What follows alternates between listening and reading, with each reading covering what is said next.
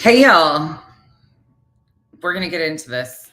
This is going to be long. Well, actually, probably not super long. I'm going to break it up because there is a lot in this third filing. Hey, Mark. Um, so we're going to get going on it, but let me play the intro right quick. Then we'll get going because this is going to be a lot to unpack. Let me stop this.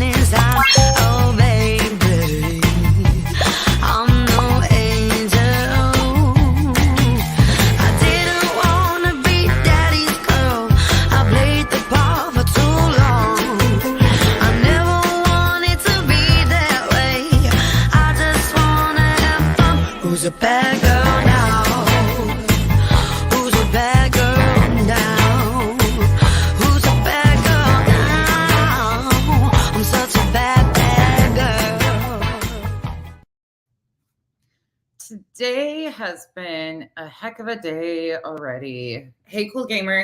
Hey, Fairy Meadows. All right. I know that there's 1,000,001 live streams going on about BHB. Y'all, I might cover BHB down the road in a couple days because what's going on is pretty intense and kind of rewrote history a little bit on some things, but I have a hard time with that content anymore. It is redundancy, and every single channel covers it, and it's like it gets to be too much. So this is what I enjoy. I'm sorry, you guys are getting a whole lot of what I really like, and this is what I love. This is what I enjoy. This is what interests me. This is why I'm doing this. It's not for any other, it's not for clicks and views. This is what I love. I love these discussions. This is, to me, important stuff that needs to be discussed because it's harming victims. It's re-victimizing victims. It's power and corruption that, unfortunately, we all kind of see maneuvering through society that get away with stuff like this. And it's really problematic. And this happens to be a pretty big issue. So we're going to go ahead and get into it. I'm not going to waste your time. Now this is probably going to be a multi-part series, just so you guys are aware, because Fairy Meadows, I love that song too. I wish I could play the whole thing. It's 3 minutes, but hey, Britt, hey, Wishful Thinking. This is a lot to unpack. Yes, Fairy Meadows. That's why I love it. Because this isn't content that most people can do. I'll be factual about that. This is not topics that people skirt around this stuff so much. They're like, oh, we can't touch that. It's going to offend somebody, or it's going to do this, or it's going to do that. These are huge problematic pieces in society that everybody is dealing with. I'm sorry. Yeah, BHB is problematic, but she is one of millions. And when we get cornholed in the same cycle of repeat, wash, rinse, repeat, wash, rinse, repeat, I don't find it interesting. I don't find it interesting to do the drama back and forth with all these people constantly. It's exhausting to me. And it's like, there is so much out here that could be talked about, the harm with cults. We are going to talk about Scientology too. That is another thing. Rabbit got me back in that rabbit hole, and I've been in that rabbit hole forever. But she reignited my fire. And I love Scientology and the interesting pieces of it. I think Scientology is one of the most harmful religions, period, point blank, end of story. But it reignited my fire on talking about some of this stuff. And then Aaron, Growing Up Scientology, did a segment about a school teacher that taught at one of the Scientology schools. And we're going to dive into that a little bit deeper because there's a whole lot of problematic stuff that people don't even realize with Scientology and children, crimes against children. And it's a lot. So we're going to do that too. We're also going to deep dive Jehovah's Witness. We're going to talk about all of the harmful religions. We're not just going to talk about Mormons. Mormons just kind of happen to be a little bit of my specialty after living in Utah. So, all right, this is going to be, I know, I just always feel bad because I feel like I have to apologize by why I'm doing this content. And I'm like, why do I apologize? You guys got a million channels that do the same regurgitated stuff all the time, over and over and over again. And it's like, you don't need to hear what I have to say. We might touch on BHB a little bit because BHB kind of is in these same arenas with these political nightmares that I discuss. So it kind of, I'll take it from a different perspective though, because I'll take it from a political perspective and a religion perspective, which other people are like, don't touch that. It's going to offend somebody. If your feelings are that easily offended by this point in time in your life, I'm not going to offend you. I'm serious. I won't be the one to offend you. Hey, Susan, I'm not good at everything. That is not the truth. Riding bikes for me is a struggle. Hey, Bree. All right. Hey, Wooddrake. Okay, here we go. Thank you, Fairy. I really appreciate that because yes, Mark, Kyle has been in that rabbit hole today and he just found all of this stuff on Catholic churches.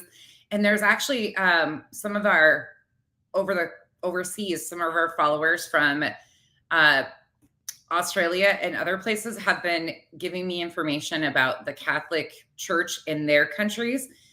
Talk about mind-blowing. And then it's just so different. So I would love to talk about that stuff too. We've got a lot. Like there's endless content. That's why I always crack up when people are like, oh, they're just doing this because they ran out of content. No, this is called pivoting into things that have longevity. And when you're passionate about something, you go with that. Like that's where you go. You don't do the, like, if I wanted views, I could hit the low hanging fruit like everybody else all day long. Let's be truthful here. I don't care. To me, this is longevity for me because this is stuff I've been interested in my whole entire life and it's affected my life. So, all right, here we go. Enough of me rattling, but let's go. So this, my friends, is the third lawsuit, actually fourth. So if you take and break the first two apart, so there's the first 5 victims on the first lawsuit, the second, which is the couple. Then there's a third that we have not covered yet, which we kind of talked about when we listened to the victim statements. That was filed on the 20th of November, which we will go back through and go through that too. But this was filed on November 27th. And this is why I'm going here is because it affects Sean Reyes, Utah's seated attorney general, current seated attorney general. Don't worry, our mascot had to come in and, tell us all about it. See, my daughter went to private Lutheran school. That's the funny thing to me. I have been immersed in religion my entire life. I was baptized Lutheran and then we converted when my parents divorced. I went to a Wesleyan church for a long time and then I went to an Assembly of God church for a long time. I've been to Catholic churches. My best friend went to a Catholic college. She's still a devout Catholic, I guess if you could call it such a thing. I've been around J-dubs my entire life. One of my best friends married. She's Mormon who married a J-dub. They're divorced now, thankfully. But there's that. I've been around the Mormons. Like, it's all intriguing. But any type of high demand religion or high control group is problematic and can be very problematic. All right, let's get into this one. I will be on another screen, so I will be checking back and forth for comments. Y'all, just wait till we get to the exhibits. The exhibits on this are insane. And this is Utah's current day seated attorney general. Utah's top law enforcement officer. Don't let that fail anybody. This is a huge deal. Yep, Keke is right here. Right there. Present and in charge. I can't get away. Hey, Zoya. All right, here we go, y'all. Buckle up.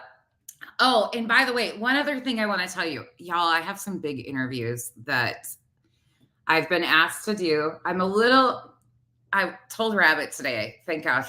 You guys, please go check out Rabbit. Rabbit has been doing phenomenal. I am so proud to know her, and I'm so proud of what she's doing with her channel and where she's going. And she stays true to herself. And I love the content she's pushing out with Scientology, the Lima stuff. I do have the opportunity to interview a couple pretty big ex-Mormons. One that's in the political sphere and the cult sphere. I've had some pretty big opportunities, and right now I've pushed them on the back burner because crazy drama around me, unfortunately, over the last year that you guys know has been kind of at my ankles biting. And I don't want those people to be immersed in the insanity that I've had to deal with. So we will be having some amazing interviews. I have some great people around me. So we do have some stuff coming up, but please go check out Rabbit's Scientology coverage and her coverage of Lima, because we're going to kind of piggyback off of some of that stuff with what Rabbit's doing from a different perspective, though. And I think it'll be really intriguing. So we will get there. We do have some big stuff coming up. We just got to get through the holidays into the beginning of the year. And me not being buried in paperwork. That would be great. By the way, I spent an hour and a half on hold only to get hung up on twice today. Twice. And I'm still smiling. Okay. Anyways, I'm like, you just can't. You can't win for losing anymore. All right, here we go. Keke, can you find somewhere to sit, please? So this is from the same law firm. This is all filed in Utah, of course, but I'm going to pay close attention here. This is complaint and jury demand tier 3. Susan Whitehead, who is the attorney representing the victims. Plaintiff versus Utah Attorney General Sean Reyes, an individual. Timothy Ballard, an individual. Operation Underground Railroad Incorporated, a Utah nonprofit, and it does 1 through 100. Okay. Here we go. Plaintiff Susan Whitehead, by and through her counsel, hereby complains against defendants and alleges as follows. This cause of action arises out of defendant Utah Attorney General Sean Reyes, General Reyes, unconstitutional suppression of plaintiff's right of free speech, and defendants Tim Ballard's and his alter ego Operation Underground Railroad conspiracy to silence a witness to Ballard's and OUR's fraud and deception. Paragraph 1 coming off with a banger. They're not even going to tiptoe into this. They're flat out saying this cause of action arises out of defendant Utah Attorney General Sean Reyes' unconstitutional suppression of plaintiff's right of free speech and defendants Tim Ballard's his alter ego Operation Underground Railroad's conspiracy to silence a witness to Ballard's and OUR's fraud and deception. We've been saying it was coming, and here it is, my friends. This action is brought under 42 USC, I thought I said it backwards, 1983, to redress the deprivation of plaintiffs' clearly established rights as secured by the First Amendment to the United States Constitution. This action is brought against the top individual law enforcement officer in Utah for his respective violations restraining plaintiff's right to free speech and causing harm to plaintiff. This court has concurrent jurisdiction over federal questions pursuant to 28 USC 1331 and 1343 and 42 USC 1983 and 1988 in Utah Code 78A-5-102. Venue is proper pursuant to Utah Code, pursuant to Rule 26.3C of Utah Rules of Civil Procedure. The amount in controversy exceeds $300,000, qualifying this claim for Tier 3 discovery. Through plaintiff believes that extraordinary discovery will be required in this matter. Chances are that's probably true. The discovery process is going to be amazing. I really wish, though, that I was still in Utah for this. I really wish I was there because I would be in that courtroom going through everything. This is going to be interesting how he is being sued. Hey, Mama Bear. This is going to be a big deal because the discovery process on this, I have a feeling they're going to try to settle these out of court, but this could be a big deal. And when you see the exhibits, when we get through all of them, you're going to understand some of this. At all relevant times, plaintiff has been a resident and a citizen of the state of Utah. At all relevant times, defendant General Reyes has been a citizen of Utah and acts as its attorney general, a constitutional officer created under Article 7, Section 1 of the Utah Constitution. At all relevant times, defendant Timothy Ballard has been a citizen of Utah. At all relevant times, defendant Underground Railroad is a Utah nonprofit corporation with the principal place of business being in Salt Lake County. Pursuant to Rule 26C3 of Utah Rules of Civil Procedure, the amount in controversy exceeds $300K, qualifying this claim for Tier 3 discovery. A lot of repetitive stuff, just formal things. All right. Factual allegations. And for those of you that don't know who this little fella is, this is Utah's seated Attorney General, Sean Reyes. In my opinion, nothing but a corrupt fraudster himself, who is a devout Mormon member too. This was like so exciting for me to see him on this. Honestly, I hate to say that. I don't like seeing lawsuits at all, but this guy is crooked, in my opinion. Get too close, my words will singe ya. Mess with me, I'll get revenge on ya. Utah Attorney General Sean Reyes, rapping at a 2016 Republican National Convention. And please keep in mind, friends, I could care less if you're Republican or Democratic. I've been conservative my entire life.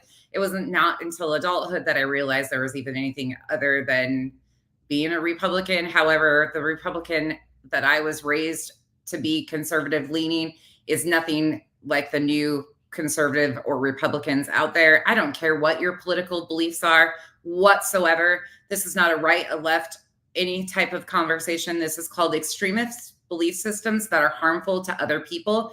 And he himself was a part of condoning some of the January 6th stuff too. I am now considered an independent with a lot of liberal tendencies. That's if you really want to know. Liberal in the fact of any humanitarian issues, of course I would be. Defendant General Reyes ran for the state attorney general in 2012 against Deputy State Attorney General John Swallow and lost the primary election by a margin of 68 to 32%. After Swallow resigned amid scandal in December 2013, General Reyes was selected by the Utah Republican Party State Central Committee as one of 3 candidates to fill the vacancy. If you think back and rewind the tapes, I talked about how Sean Reyes got into office in 2013, a mere month after OUR was founded. OUR was in the works as Sean Reyes was running for office. The only reason why Sean Reyes got put into position is because the previous Utah Attorney General was basically being pushed out of office for corruption and bad behavior himself. Yeah, there's that. Utah Governor Gary Herbert appointed General Reyes to the position of Attorney General on December 23rd, 2013, and he remains in office to date. According to General Reyes' webpage, Reyes is the top law enforcement official in Utah, charged with protecting consumers for those who abuse the law. General Reyes claims that his office prioritizes the protection of businesses and consumers, particularly seniors, from white-collar frauds and scams. Fraud schemes targeted at senior citizens vary in scope and scale and can come from trusted relationships or from unknown perpetrators across the country or even the world. Or in my opinion, right next door, like your best friend, Tim Ballard and OUR, that have still been fundraising every day currently. I mean, I'm sure they've got a lot of legal issues that they need to handle, but they're still continuing to fundraise, even though the whole basis of what OUR stood for has crumbled. The foundation has completely tanked. But hey, one thing about LDS is they know how to fundraise and they know how to market their fundraising. That is not a joke. It is like part of the indoctrination process, in my opinion. In 2013, General Reyes became friends with defendant Ballard. Oh, looky here. Oh, we need a screenshot of that one. And yes, I'm being a smartass today because this has me giddy.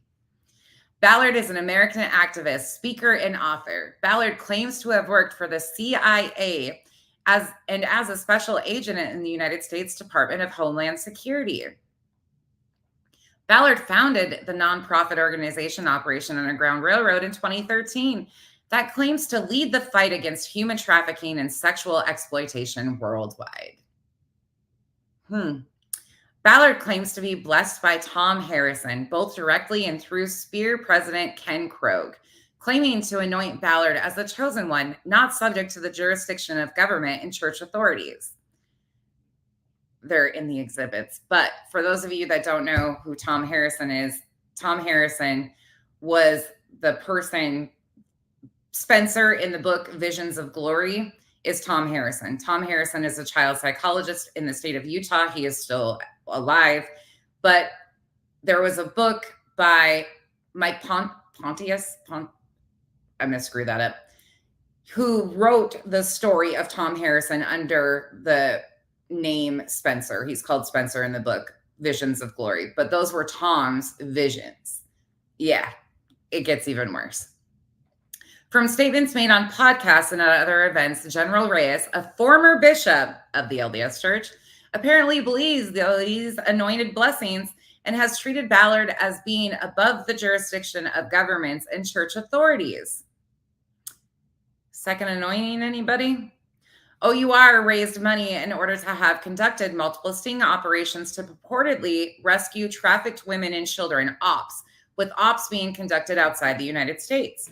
Many of these OPS included wealthy men with no military training who wanted an experience vacation where they dropped into third world countries to rescue trafficked children with photo opportunities and stories in the local newspapers of their heroics, all while flying first class, basically being an expensive cosplay for donors.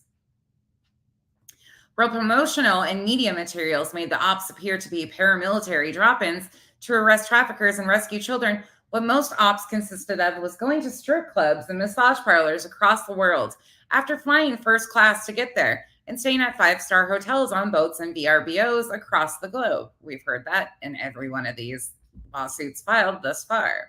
Let me check on you guys right quick, see everybody doing okay. I know, Rissa, I know, but can you say that this is so great? Yeah, it's my life. Hello. Hey, Smiles. Hey, everybody coming in. If I missed you, hello. Thanks for joining us.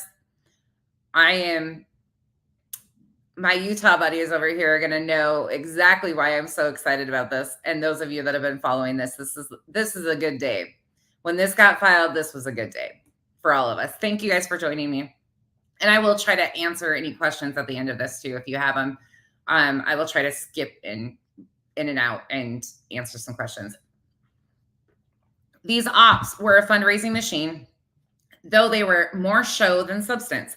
And the entire OUR enterprises were funded by donors for these ops, many of whom held bake sales and literally donated their widow's mite to OUR and Tim Ballard. Think back to the paragraph where they said that Sean Reyes stands against fraud, especially against seniors. Widow's mite. Interesting. Ballard became the de facto and most recognized face of anti-child trafficking, which everyone agrees is the most noble cause. As admitted to by Tim Ballard on his podcast with General Reyes, produced after Ballard's departure from OUR, General Reyes gave Tim Ballard credibility and vouched that his cosplay was real. You got us launched because we had no credibility, Tim Ballard to Attorney General Sean Reyes on Tim Ballard's podcast. Don't worry, I found the clips. As admitted to it by Tim Ballard on his podcast with General Reyes acted as Tim Ballard's personal counsel and OUR's general counsel, all while claiming to serve the people of Utah as Attorney General. Man guide us. Make sure we don't do something stupid that is going to set some horrible precedent and not allow us to work further, Tim Ballard to Attorney General Sean Reyes on Tim Ballard's podcast. Wonder what that could be.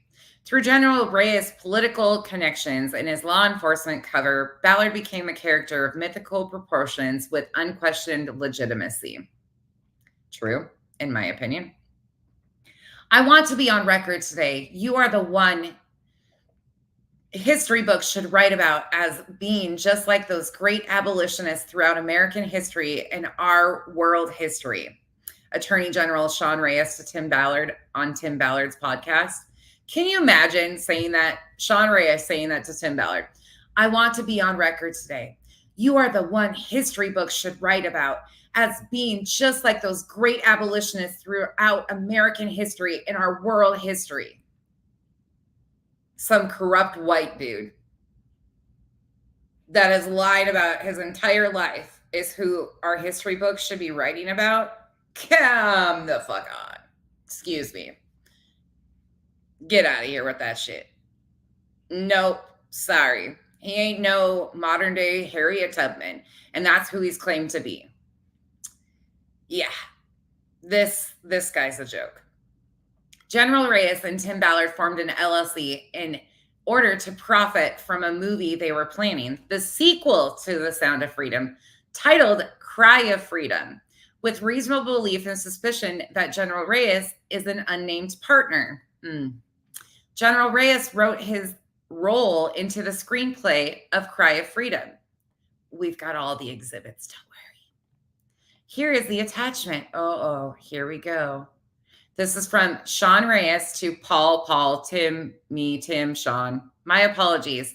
Proposed scene for the Cry of Freedom. And Tim's response back, this is awesome. Love it. I'll pass it on to Alejandro. He's in Colombia right now scouting locations. This would be great as a marketing tool for the film as well. To have you help us market it as a guy who was actually there. The proposed edits to the script were very I always screw this word up. Aggrandizing. To General Reyes. I know what the word sounds like when other people say it. I just cannot say it. For some, that is one of my tongue-tied words, and I know this. Okay, here's another one. Aerial shot of exterior Utah State Capitol. Cut to aerial shot of exterior Utah State Capitol. Cut to intro Reyes Capitol Office Day. Screen title, Capitol Office of the Utah Attorney General. David Reyes, early 40s, energetic, Hawaiian, Hispanic, Asian, of larger build, former MMA fighter, now elected official, in conservative suit behind large rosewood desk in ceremonial office, flanked by bookshelves of law books, awards, and tribute gifts from world travels. Sitting tall and talking animate. No. On the phone. Attorney General, really, your HSI guys were critical on our AG task force. We couldn't have arrested Rax without your help and certainly couldn't have prosecuted him if you hadn't deferred deportation, Frosty. Thank you. Cut. Y'all. You don't even understand how goofy this is. These guys really want to be movie stars. That's it. All of this really started for a reality TV ploy. This is how it all started. Glenn Beck was the first one to put $1 million in to get OUR going. They were trying to spin a reality TV show all along. That has been the hope all along for this. This is just going to get worse. General Reyes edits also reveal that General Reyes knew what his job was as it related to Tim Ballard and OUR and fixing their problems and giving him credibility. Oh no, here's another one. Frost, and you're going to win again with like 75% and then one day become governor and then on to the White House. Everyone knows it. You are one of the Republican Party 4 rising stars, for hell's sakes. Attorney General, but how is my political resume going to help Ballard take down traffickers in Colombia? Frost, well, it's not really the takedown per se where your importance kicks in. It's if the op doesn't go so well where you would be most valuable. Attorney General, if it doesn't go so well, the likelihood of that seems overwhelmingly high. Frost, Yes, but if anything goes wrong and he somehow survives the op and the cartels, Ballard would be crucified by our own government here, and there is nothing I could do to protect him. Attorney General, so I become a blocker? I'm the insurance. That's not a good one. Whew. Attorney General, but why do I need to be physically on the op? Can I just make things happen from my office?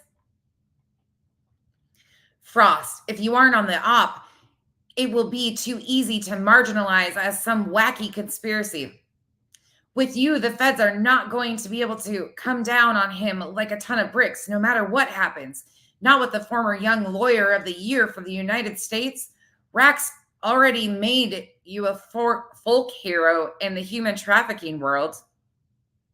If the ops goes sideways, you make a couple of phone calls to DC and Ballard does not get tattooed. And if the op goes well and some bureaucrats get jealous and try to take credit for it or undermine Tim, you make the calls and Ballard gets the praise he deserves with no DC landmines. Attorney General, you really like this guy, don't you? But he just left you for the Super Friends. Why do you care so much about him, Frosty? Awkward. All I can say is awkward. Through General Reyes, Ballard was appointed as a special advisor to Ivanka Trump in October 2017. Through General Reyes, Ballard was invited by President Trump to join a White House anti-trafficking advisory board. Through General Reyes, Ballard was appointed to the White House Public-Private Partnership Advisory Council to end human trafficking in 2019. General Reyes even agreed to not run for the United States Senate, allowing his friend Tim Ballard to run, asking for Ballard's input on his statement to the press once he found out that Senator Mitt Romney was not going to run for re-election. Oh, shit. Here goes. Oh, we got text messages. Oh, I know Tim is testifying. Can you have him call me? This is from Wednesday, September 13th. I know Tim is testifying. Can you have him call me ASAP? This is urgent. Tell him not to make any other statements yet. If he doesn't have his phone, get the statement in front of him. We want to build up some anticipation here in Utah if the Romney announcement happens. I wish Senator Romney and his family the best in retirement. Over the last several years, I have been asked by many in Utah, DC, and across the country to run for his seat, whether or not he was running for re-election. I believe I am in a great position to win that seat and could serve well as a senator. But after a long time consulting with my family, praying and looking at where I can make the most difference and serve most effectively, I've decided it is not in DC, but here at home. So I'm announcing my rerun for re-election as the AG in the great state of Utah. Let's look at this slide. This is from September 13th at 1 p.m. In a media interview with Tim Ballard. He will call you right away. Did he see the statements? I think they may have gone out. I talked to Matt and Dever before releasing. Have him call ASAP. He's still in the interview. I can't walk out or answer. As soon as he is out in just a few minutes, I will put you on the phone. I'm so sorry, Sean. Thanks. No problem. I'm just excited and want to make sure he had no problem with the statement. Excited. Did you read the statement? Oh, this is going to get ugly. This is a tweet from Sean Reyes on his Twitter, currently known as X. I wish Senator Romney and his family the best in retirement. Over the last several years, I've been asked by many in Utah, DC, and across the country to run for his seat, whether or not he was running for re-election. I believe I'm well-positioned, same thing that it was just said, well-positioned to run for and win that seat and can serve well as a senator. But after a long time consulting with my family, praying and looking at where I am, blah, blah, blah, we read all that already. That opens up an opportunity for a dear friend of mine who is a great conservative, patriot, and warrior to run and serve as the next senator from Utah. This person will be making an announcement in the days to come, and I will be standing alongside this servant leader on a journey to the United States Senate. How'd that work out for you, Governor, or not Governor, Utah Attorney General Sean Reyes? Tim Ballard never announced his Senate seat run. I wonder why. These guys are all just... General Reyes has repeatedly participated in alleged ops in Colombia, Mexico, Haiti, and others, one of which was well publicized in Utah, where the couple's ruse was used by Ballard at least once. Okay, let's see. Oh, no, another. This will be great to bring you on the ops. You are the highest ranking official to consult officials in the U.S. Tim Ballard to Attorney General Sean Reyes on the Tim Ballard podcast. We actually have some of those to look through too, or go through. Oh, there's them again. What are you guys thinking? What are you guys thinking so far? Hey, B. Tim. This is going to be such a crazy... Have a great night, Smiles. This is going to be insane watching this all fall out. Hey, Mama Bear and T. Thank you guys for coming in. Okay. These ops gave General Reyes political credibility that allowed him to act as a blocker, quashing complaints brought against Ballard and OUR with the cover of the top law enforcement officer in the state of Utah so that Ballard could carry out his purposes to raise staggering amounts of money and funnel it for his sexual escapades and his for-profit companies. We didn't have credibility. How is this real? Well, I was skeptical, but the Attorney General of Utah said not be that it is real, Tim Ballard to Attorney General Sean Reyes on the Tim Ballard podcast. Oh, as the top law enforcement official of Utah, Reyes knew or should have known that the ops were fraudulent to the citizens of Utah and placed the untrained operators, also citizens of the state of Utah, in danger both from Ballard's sexual appetites and from the prostitutes that Ballard was bringing into the fake ops. We've got a list of escorts coming up, you guys. When we get to Exhibit W, there will be a list of escorts Tim Ballard collected for Operation Bodyguard in Miami, Florida. Yeah, this is getting bad. In fact, when the recent complaints of Ballard's sex abuse came into General Reyes' office, his staff helped Ballard deny and discredit the women who complained, as documented by a recording that is in plaintiff's counsel's possession between General Reyes' top fundraiser and consultant. As the top law enforcement officer in the state of Utah, General Reyes gave unwarranted credibility to Ballard and OUR, wearing a bulletproof vest to fundraising activities, proclaiming the legitimacy of OUR and promoting the faux paramilitary image of OUR. I'm going to let that sit on your screen for a second. Oh, I thought somebody knocked, but no.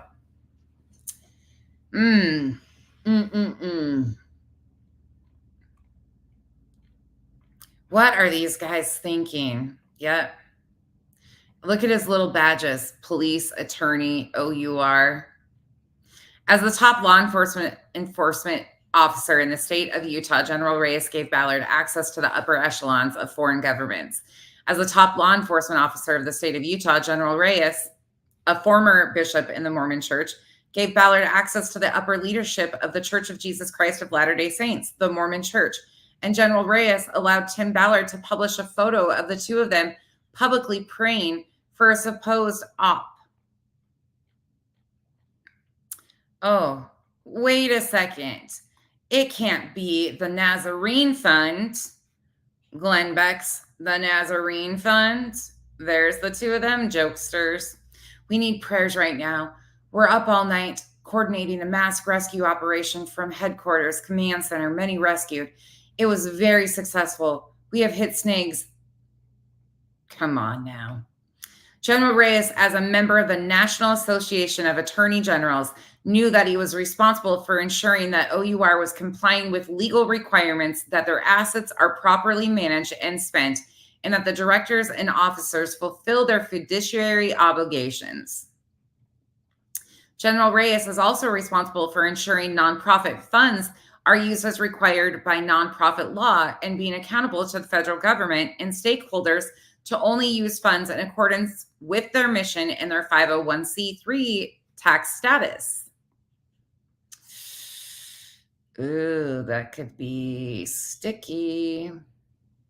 General Reyes' unofficial office is Mac's Place, where General Reyes, after the person buys a membership, is given access to discuss issues with General Reyes on a leather chair that Kanye West allegedly purchased for General Reyes, much like a mob boss runs his organization in a movie.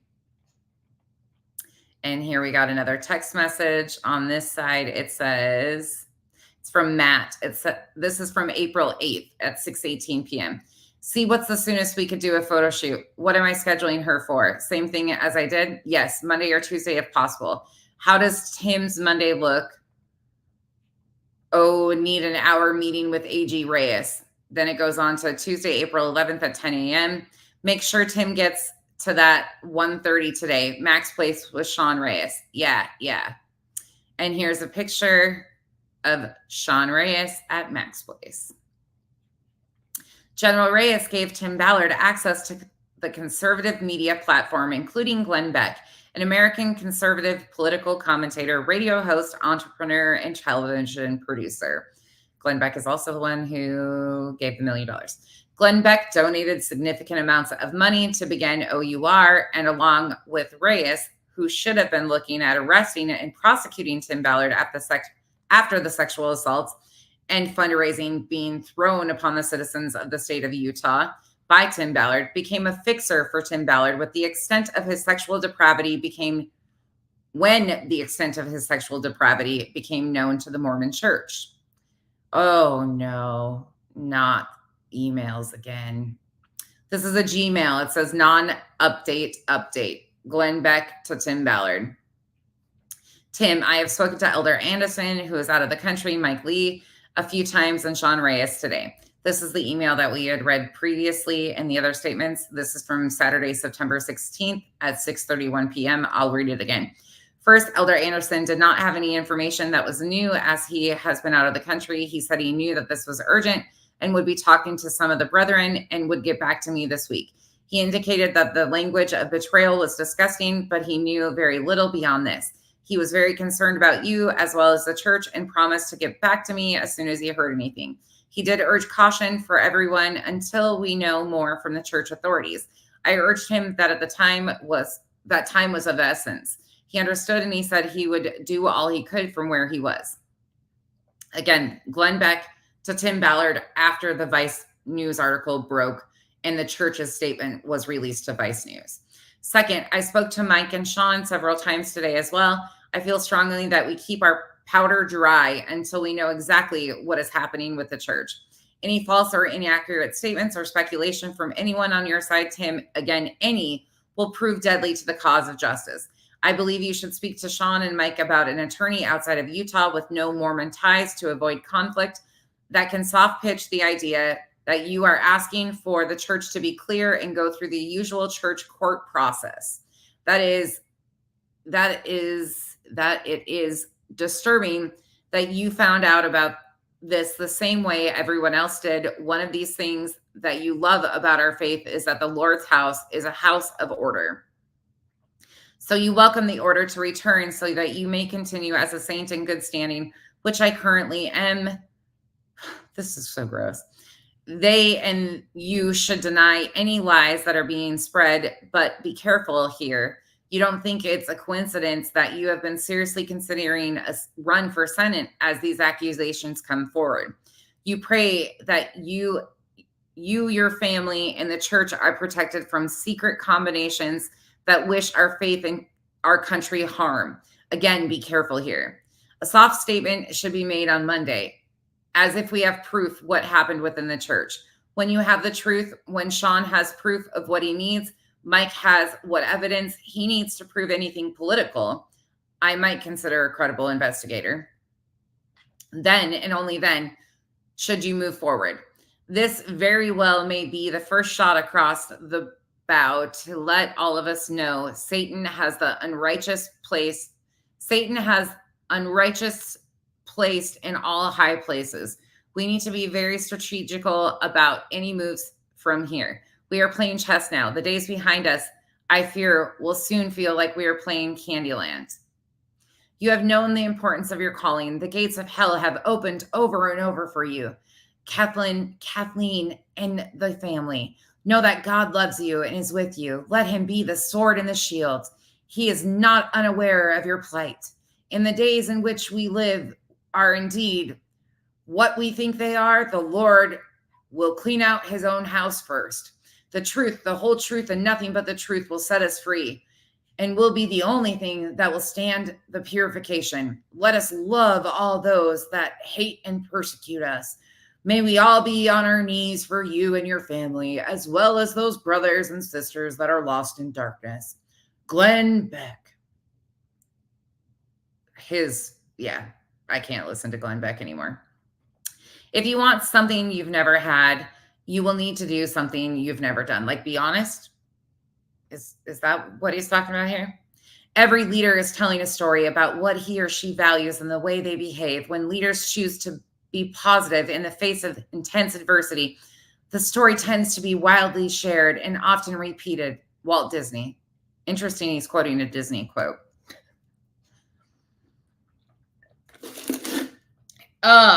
This is going to get fun. Documentaries were made of Tim Ballard and OUR, and in 2023, a feature film produced by Angel Studios called The Sound of Freedom was released, with Attorney General Reyes being listed as an associate producer. Here is two of his Sound of Freedom. So I think this is LinkedIn. Is that LinkedIn? I'm assuming. Sean Reyes, Utah Attorney General, associate producer, Sound of Freedom. He's got it listed. The film claimed to portray the work Tim Ballard has done, and the movie has been hugely successful across the globe, adding to the myth of Tim Ballard and OUR. Here's more stuff on the film. This is an invitation for like a watch party, it looks like. John Rich at his home. Is that from Big and isn't John Rich from Big and Rich? I think that's who that is. Hey, Shop. I really think that's who this is John Rich from Big and Rich. It's really hard to see here. Let me see if I can intensify that for you guys. Let me see what you guys see. Right there on the bottom of this, it says, immediately following the screening, please join us for a special gathering hosted by John Rich at his home. Address will be provided upon RSVP. Yep, that's exactly who it is. Why am I not shocked? Yep. Hey, Bama. That's exactly who that was. Yep.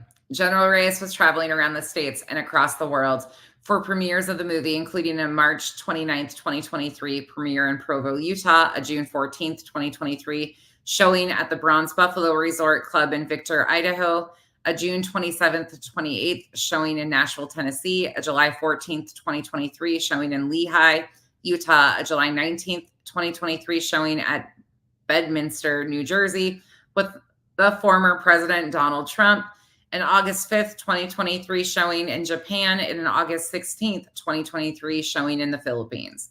General Reyes is refusing to release his calendar to the press because it is believed that it will show how little time he spends in his attorney general position and also the location where he spends his time. Ballard confirmed that General Reyes was an associate executive producer of the movie and that Angel Studios should pay for his travel to the premieres, which is believed to either require General Reyes to disclose such a financial interest to his constituents or disclose the travel payments as a gift. This is Tim Ballard and Sean. I understand I have your name on the list, so you will have a seat. I just need to know how many people you will be joining you. Can I have an email to get you all set up? Tucks are not necessary. They have requested to be semi-formal. Thank you for being flexible with the loaded informal information. Blank, please get Angel Studios to pick up travel costs for executive producer Sean Reyes to Nashville. That's from Tim Ballard. Hello, absolutely. Angel is picking it up. Sean, have you already purchased? Sean, have you already purchased it? If not, please send me the following information and I will buy it for Nashville premiere. Full name on ID, airport you will be flying out of. Oh, looky here. There's big old John Rich right there. Oh, it gets worse. I used to really like Big and Rich too. There's John Rich, Sean Reyes, Tim Ballard, and is that John's wife? Anybody know? I'm thinking that's John's wife. Probably. Goodness, this is such a mess. Y'all, this is just crazy. Sorry, and I'm squinting, of course, because it gets pretty little, and I'm like, Ballard asked General Reyes to go with him to the Sound of Freedom premiere in Ecuador. You remember about the Ecuadorian assassination attempts that we read about in the couple's lawsuit that was filed? Remember that whole setup with the husband of one of the female victims and how they tried to pin him for this assassination attempt on an Ecuadorian political figure? Yeah, he was a part of the Sound of Freedom too. Shocker. No, Brianna, no. John Rich is very politically active and conservative, extreme conservative belief systems. He is definitely in that extreme category, in my opinion. He absolutely knew. Yeah. He might not be deeply rooted with them, but he is definitely more on that, the new age Republican Party, I guess is what you would call it, or conservative leaning, or I don't know what you would even want to call it. But he is definitely more in that political arena. I'm sure he knew exactly who these guys were. They were all pretty heavy. The Project 2025 stuff and some of that kind of trickles down into some of these people too. TB and Sean, this is another one. Monday, July 31st, 4:56 p.m. Hey, Sean. Hi, Sean. Yes, absolutely. I need to know where they want to screen so I know what format the film needs to be sent in. How awesome. Tim Ballard. Sean, any way you can come to Ecuador this week, meeting with the president and working on HT stuff, and would be very helpful if you were there. Angel would cover. We are then going to Colombia for the premiere. Then back to Ecuador to the Canoa kids. We want to film you, me, and the ministries, and maybe the First Lady to visit the kids we rescued there. This is how we will close out the Hidden War docuseries. Sean Reyes says, oh man, I'm in Spain all this coming week. Fly out tomorrow, doing Peter Thiel conference that I can't push, and then Morocco the following week on family vacay. I'm out August 5th through the 19th. This is from Sean on Friday, August 4th. Connected you to Chris Angelo, RE Japan. Thank you. Number 2, do we have an official international release date? Will Angel be pushing for distribution like they did domestic, or will we just do it organically with a lot of these screenings that are being requested by leaders from different countries? Number 3, I'm so bummed I can't go to Ecuador and Colombia with Tim. I had many things already pre-scheduled. It makes it so hard when there are only a couple of days notice. I realize that's just the nature of things. But if you have any scheduled appointments for events in which I can support him in the next 3 to 6 months, please get them to me so I can start protecting dates or even pushing other events. Thank you. Number 4, is this guy really part of SOF? And then that's the end of it. General Reyes also asked for Angel Studios and Ballard to intervene with the Philippine government in order to obtain the opportunity to give a private screening to high-ranking government officials in the Philippines. Here's another text message between Tim Ballard and Sean. Sean Reyes, oh man, I'm in Spain all this coming week. Fly out tomorrow. That we read that part. And then we'll read the second part. So I want to be a part of the Hidden War, Colombia, and of course, see our kids. Can blank send me Any other opportunities you know of over the next 2 to 3 months? I know stuff is fluid and pops up all the time. I'm just am overprogrammed, but can work on canceling other things. If you have any dates she can give me. Separately, I have been working to set time for you and me to see Elon. He's been trying to rearrange Neuralink and X meetings to get together with us. Tim, need your intervention right away to help me keep credibility in the Philippines. That was in August. Oh my goodness, y'all. These are getting hard to read. Oh, this is a lot. Yeah, they were trying to. Philippines was one of the countries they were going to quite often. So this is from, I can't tell the date, honestly. It's fuzzy. Spear team, I was just with president of the Philippines, speaker in SEN Prez. They have been supportive of our anti-trafficking efforts. And as the highest ranking Filipino in America, oh my God, no, he did not. Let's make this bigger. Okay, that's the biggest it will go. This says, and as the highest ranking Filipino in America, they treat me very well. The speaker's wife is a congresswoman, and she heads the Child Protection Committee of the country. They are conservative and have heard of the Sound of Freedom and are so excited about the possibility of screening for Congress, child's rights groups, and other stakeholders.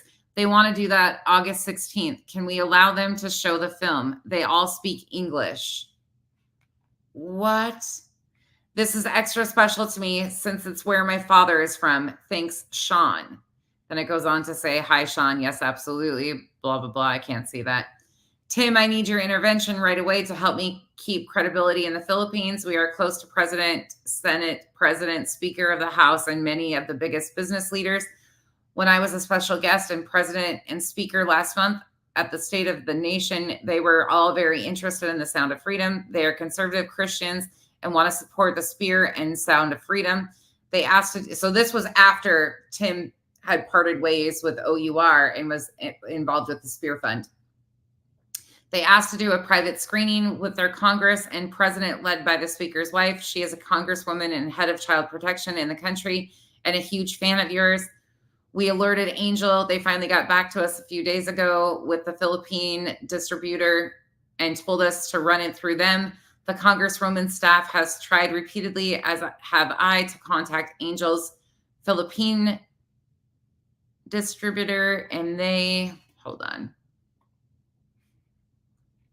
These are hard as hell to read.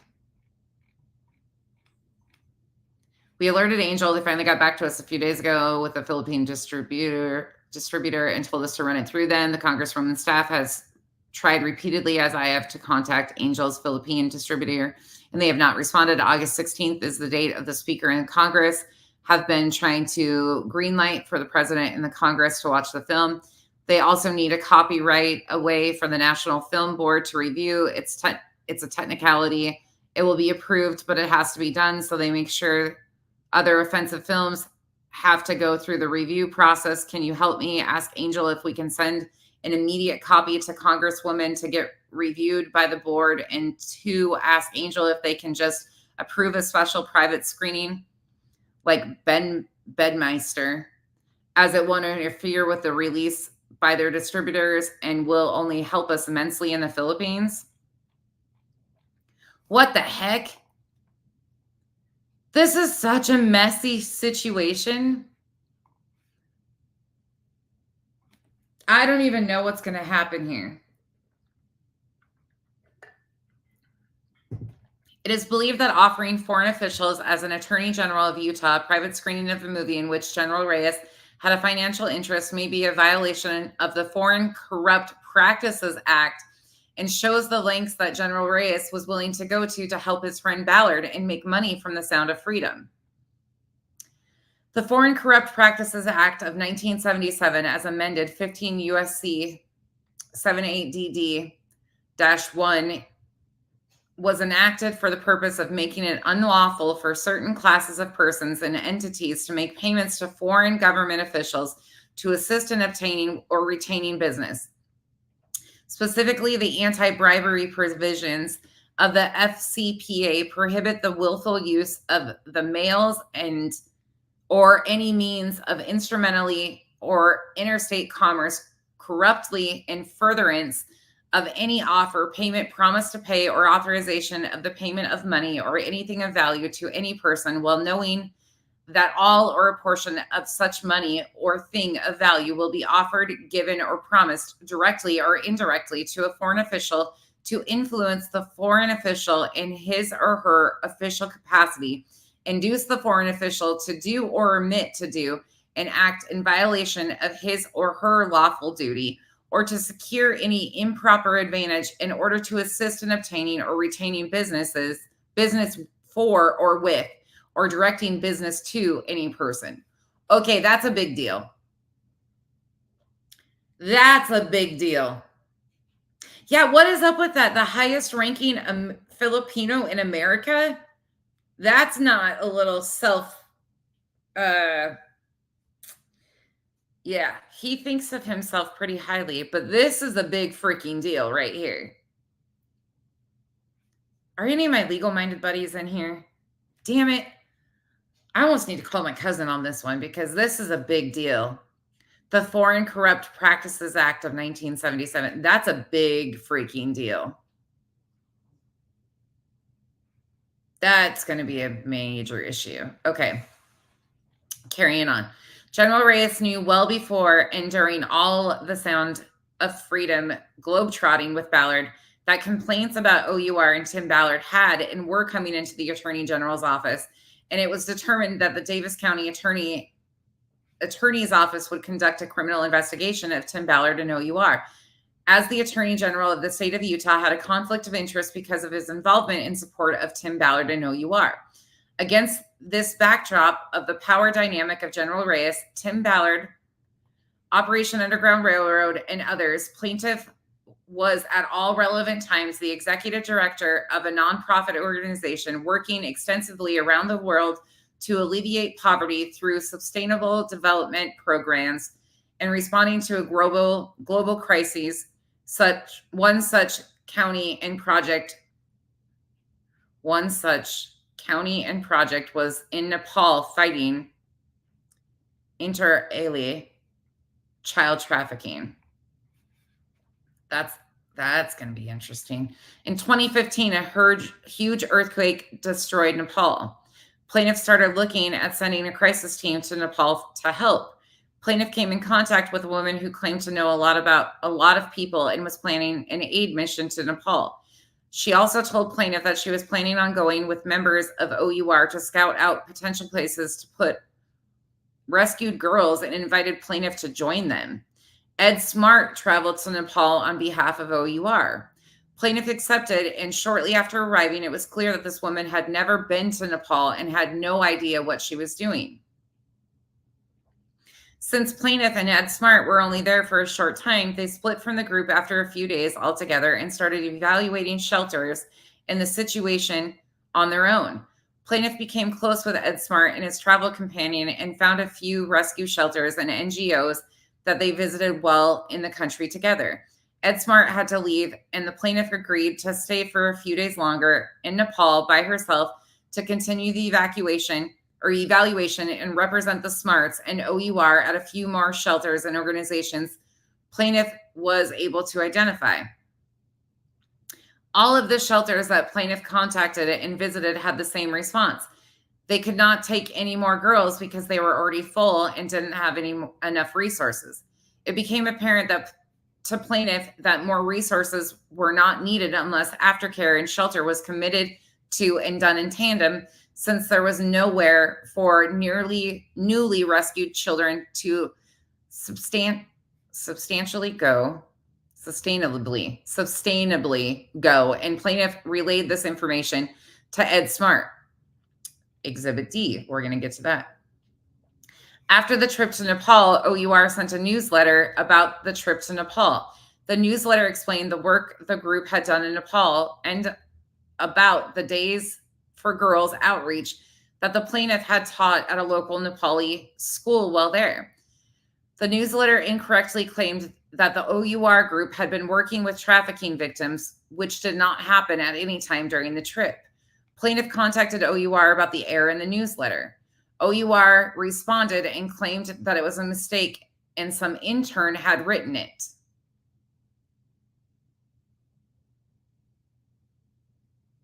This is a big deal. So this is the plaintiff in this, represented by Suzette Rasmussen, the same attorney that's representing the others. Wow, this is a big deal. She was a part of and asked for corrections. Yeah. This is going to be a big deal. It just connected for me because Ed Smart, if you guys go back to that, I don't know if any of you guys were present when we talked about the Ed Smart stuff. So Ed Smart, they used Elizabeth Smart and Ed Smart as part of their like big fundraising efforts. And when they were, the newspapers in Utah claimed that they did a merger with the Smart Foundation, and it gained credibility and traction in the media that the Smart Foundation and OUR were going to combine or merge. That never happened. Ed Smart actually left and parted ways with OUR really fast, but they never went back around and updated the information to any of Utah's population. So the news media reported on it heavily, gave credibility to that, used Elizabeth's story, Ed's story, and then they never corrected the misinformation that was spread. And Ed Smart and Elizabeth Smart never actually further worked with OUR. Oh, this is a big deal. Plaintiff started talking to Ed Smart more about what he was trying to accomplish in Nepal and about the discrepancies noted within the OUR organization and lack of commitment to sustainability or long-term care for rescued victims. That is the reason why they've claimed that Ed Smart and Elizabeth Smart Foundation did not do the merger with OUR, is because there was such a lack of aftercare. Mr. Smart told plaintiff that he was trying to get OUR to focus on aftercare, but was facing a lot of pushback from Tim Ballard. Shocker.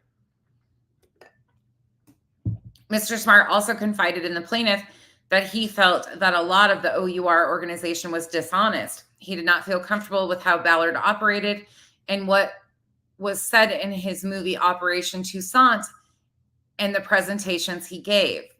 Mr. Smart told plaintiff he felt sick when he watched the movie Operation Toussaint because Ballard made it seem like OUR had rescued the girls in the film, but he knew someone else had rescued them. Shocking. Plaintiff and her co-worker met with OUR a few times about working with OUR to help them vet shelters and place rescued children sustainably with quality aftercare and long-term culturally appropriate resources and care. However, nothing resulted from those discussions. At that point in time, OUR hired a new director of aftercare who had insufficient experience to perform her job. Probably Jessica Mouse. She was another one that was a part of that, in my opinion.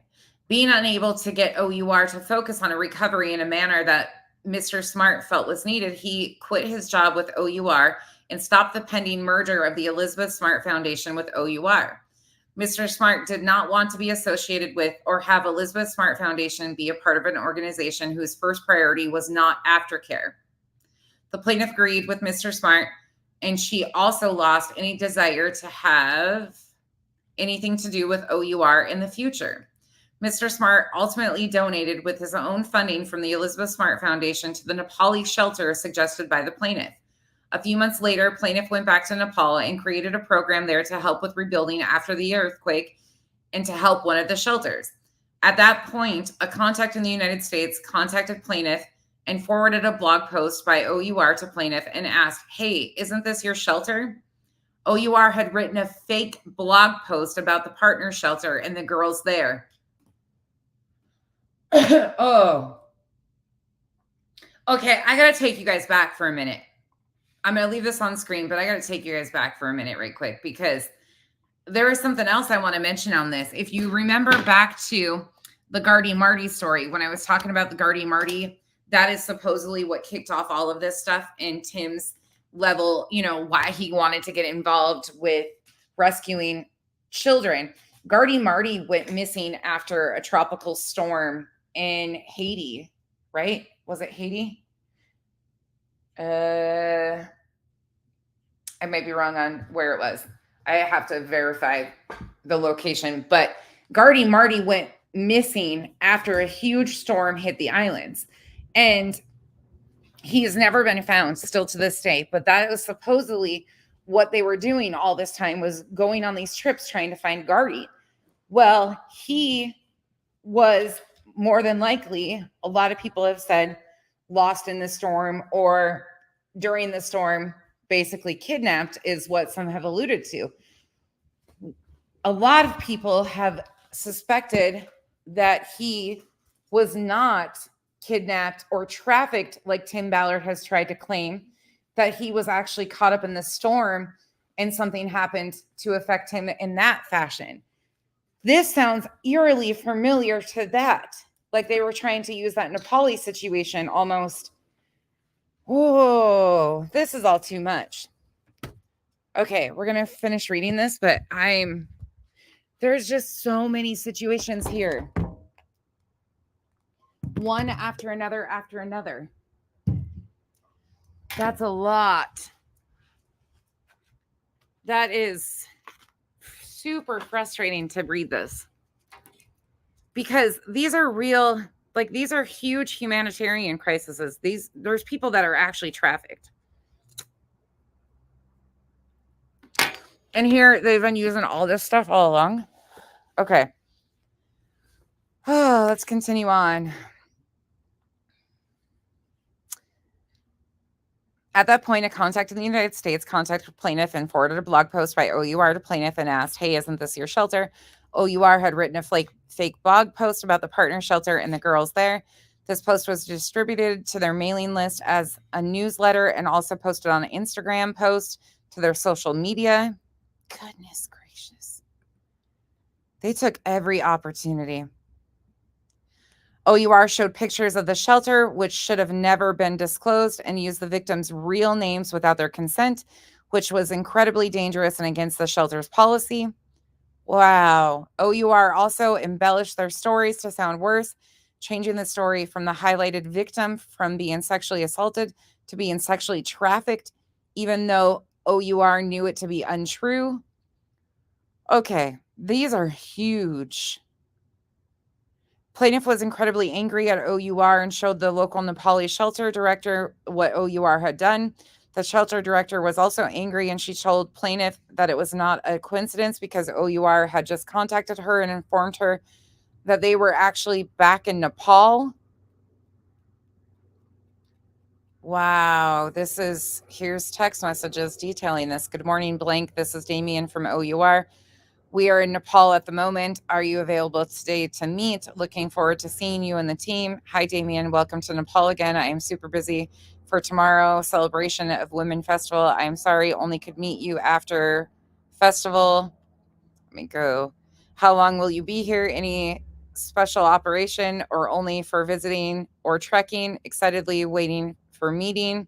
Hi, blank. Great to hear from you. We are here until the 9th of September. We were wanting to investigate the restaurants in Gongabo. We also wanted to apologize to blank for not coming back sooner. We left quickly last time.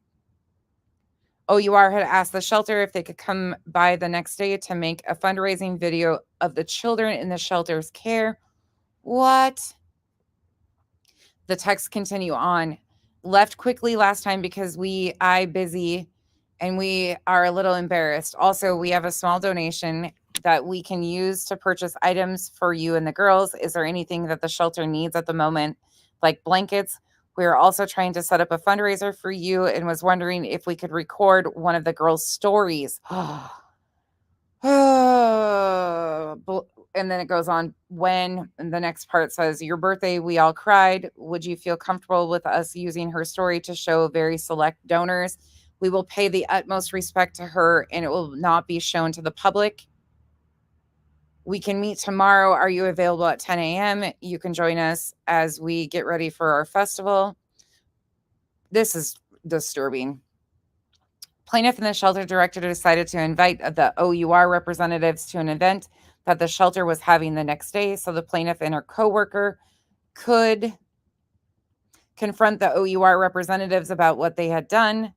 Plaintiff, having a previous experience with OUR's dishonesty, decided to record the conversation on her phone to have proof of what was said to them. During the conversation, the 3 OUR representatives, led by Damien, confirmed that they had lied, that they started texting someone immediately to get the dishonest content taken down from their website and social media. The OUR representatives blamed it on an intern volunteer who misunderstood the field notes. Of course they did.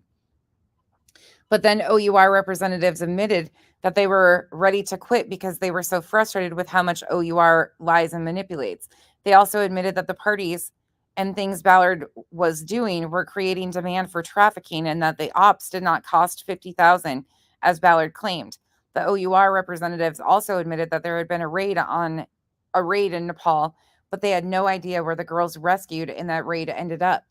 The OUR representatives had come to the event because they wanted to make a private fundraising video of the girl that they had lied about in their blog and newsletter. Wow. Plaintiff asked the OUR representatives if they had rescued so many girls, why could they not just use one of those videos? OUR had no answer to that question and they left the event. They then texted the shelter director to apologize and try to set up another meeting with her to discuss what had happened. Y'all, this is horrifying. Hi, blank. Thank you so much for inviting us today. We were so honored to be a part of the celebration. We would like to meet you on Monday to offer you blank and an official apology. We were genuinely heartbroken to know that OUR has done this, and we're grateful that you have brought it to our attention. Please allow us to make amends. We may represent OUR as a whole, but we do not agree with everything they do and need your assistance to help change them. Good morning, blank. I hope you have had a chance to rest after the very busy days you've had. Are you free to meet quickly this morning? We really would like the opportunity to meet this morning. The shelter was very upset with OUR as the story was a complete false and they had re-exploited a victim and used the girl's story without permission. Oh my God. This is what all the exhibits are going to be. The head of the shelter was very angry with OUR and had a meeting including herself, plaintiff's coworkers, and OUR's representatives, Damien and Cody. In that meeting, Damien admitted that OUR does not know what they are doing. Damien also admitted that what OUR did was unforgivable. OUR learned of this meeting that the story running on the internet about the victim re-traumatized the victims. OUR learned at this meeting that the story running on the internet about this victim re-traumatized the victim. No shit.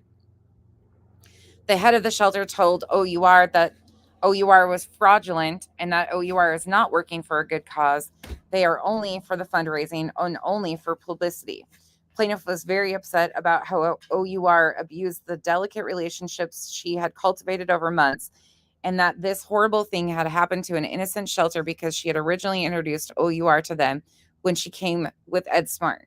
Plaintiff was disgusted and embarrassed that the shelter had trusted someone she brought to them because they trusted her, and that same group, OUR, would try to make money off and exploit the vulnerable children and staff she deeply cared about and had personal relationships with. Ooh, this is a lot, y'all.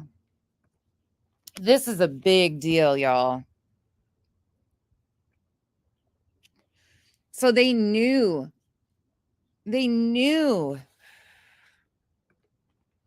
After returning to the United States, plaintiff felt compelled to get the truth out about posting on social media whenever OUR came up on her feeds or when she was asked if she recommended OUR so that donors in the public could know how OUR was fraudulently operating.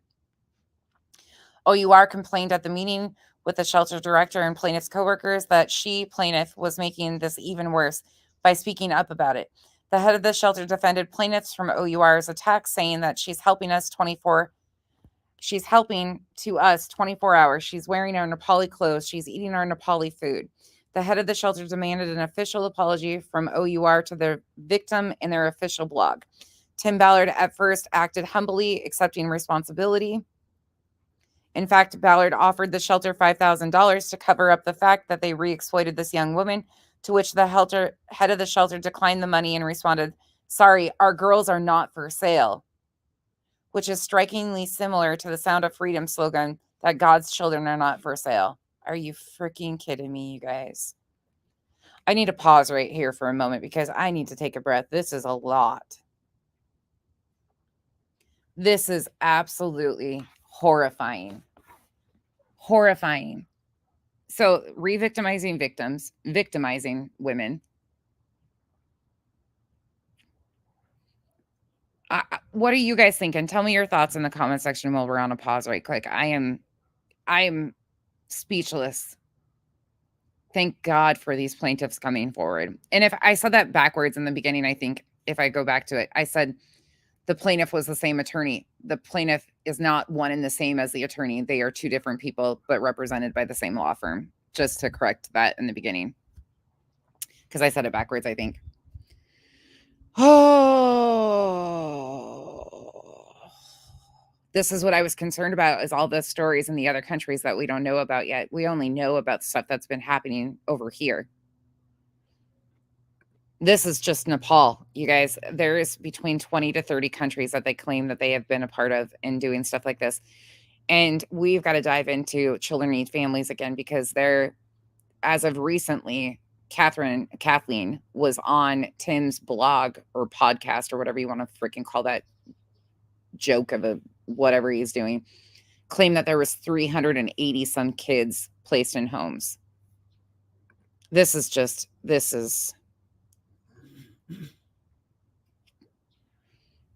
horrible. This is worse than I even expected.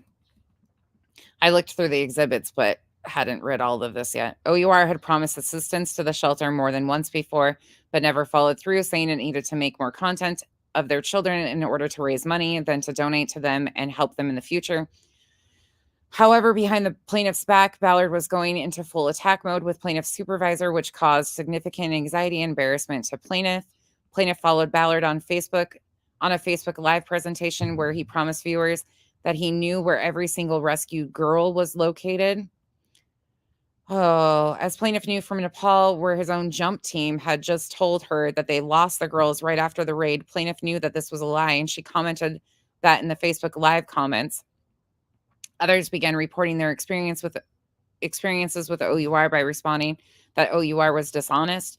OUR representatives immediately called plaintiff's office to confirm that plaintiff was actually an employee of the nonprofit she was working for. The OUR representative on the phone laughed and told plaintiff's employer that she had just committed a huge mistake. OUR claimed that plaintiff had lied in front of thousands and needed to make a public apology, or that OUR would take legal action against her. The board chair of plaintiff's employer was a lawyer, and at first he agreed that the truth should come to light. However, after seeing the threats and engaging with OUR in private conversations without the plaintiff, he changed his stance and said he did not want to engage in costly litigation to fight the great Tim Ballard and OUR. Wow. They silenced their critics right off the bat. Plaintiff was instructed that she should just focus on finding a way to work together and try to play nice to help OUR do better work, to help people around the world and causes plaintiff cared about. A jump team is another one of Tim Ballard's pseudo James Bond pretend operator type fantasy words. He and OUR use this language to try and bring credibility to their kabuki, theater, and cosplay. Plaintiff supervisor said OUR was too big to take on in a fight, and that he just wanted to smooth things over with OUR. Ballard went to lunch with plaintiff supervisor a few times and became buddies, and promised him that he would shut plaintiff up. Plaintiff was traumatized and scared watching girls get re-exploited by an organization claiming to save them, and being constantly contacted by the shelter to stand up for them, since they could not do anything from Nepal about what has been done to them. Plaintiff supervisor required her to apologize to Ballard for her posts. The relationship between OUR and plaintiff's organization deteriorated. The next year, plaintiff was in Uganda when someone messaged her OUR's latest blog post.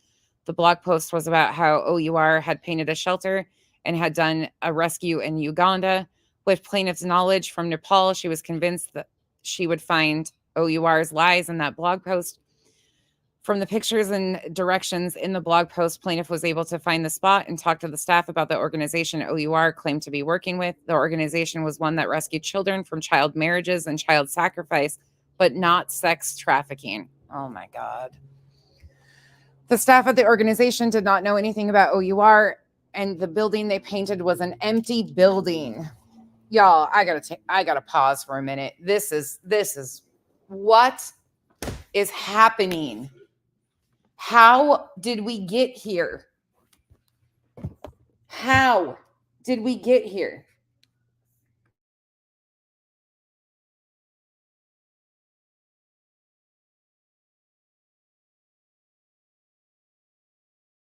This makes me so livid. I can't even explain or put in words how this makes me feel to read through this and realize that they used victims' stories without their consent, re-victimized them.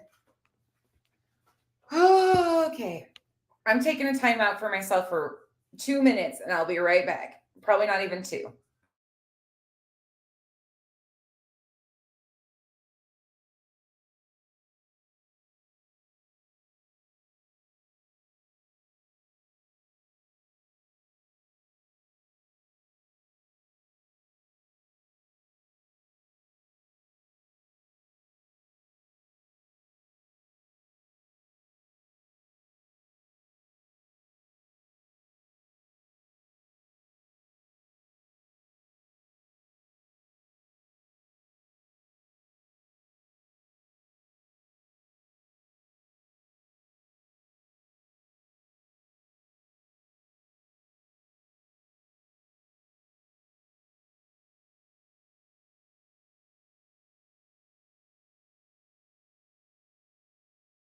I know I've told you guys about them reaching out to one of my friends and wanting to use her story as a part of their fundraising efforts.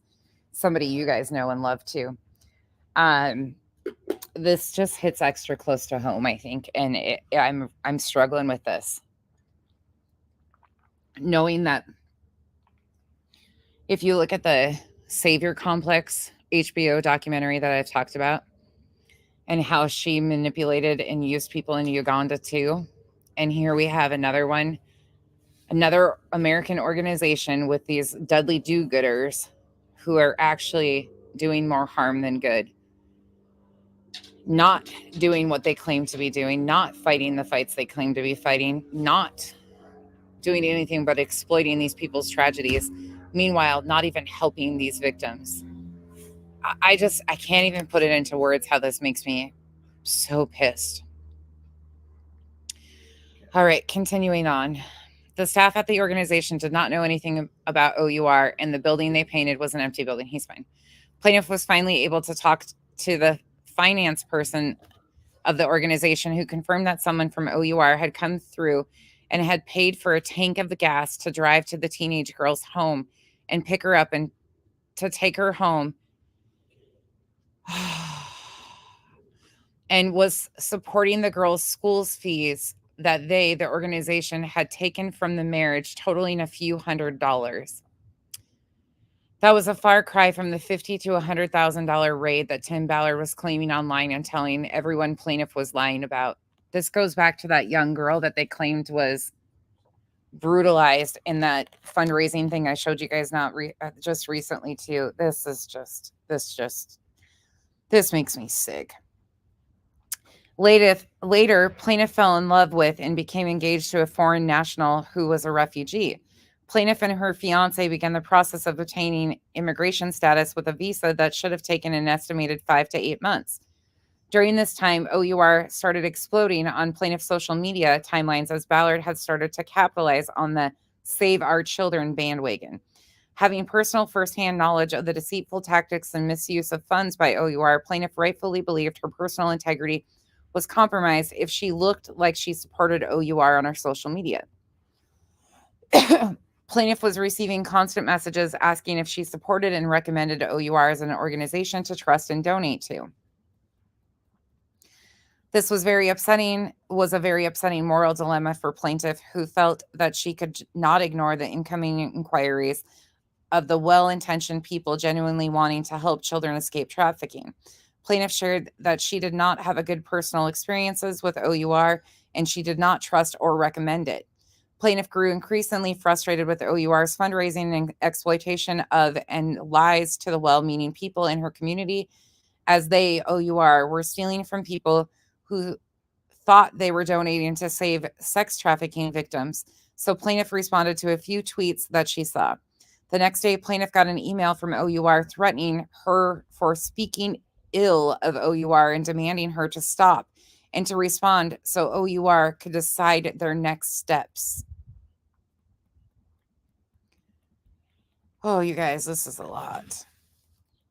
This is July 26, 2020. Dear blank, I am deeply saddened to continue to see you speak or tweet ill of our organization on public platforms. If you have questions about what we do, how we do it, or more importantly, if you have genuine concerns, we welcome a conversation. Please come meet with our team. We pride ourselves in being transparent with everything we do. Bullshit. However, this is nothing new to you as we have extended the same invitation to you several times before, starting back in 2016. You know that the door is open, but you still find it easier to tweet behind a screen how we put out damaging and inaccurate PR and how we are lying. We are two nonprofits trying to bring good into this world. Please, we ask you to stop this behavior. I look forward to hearing back from you so we can decide the next steps. Best, Emily at OUR. Wow.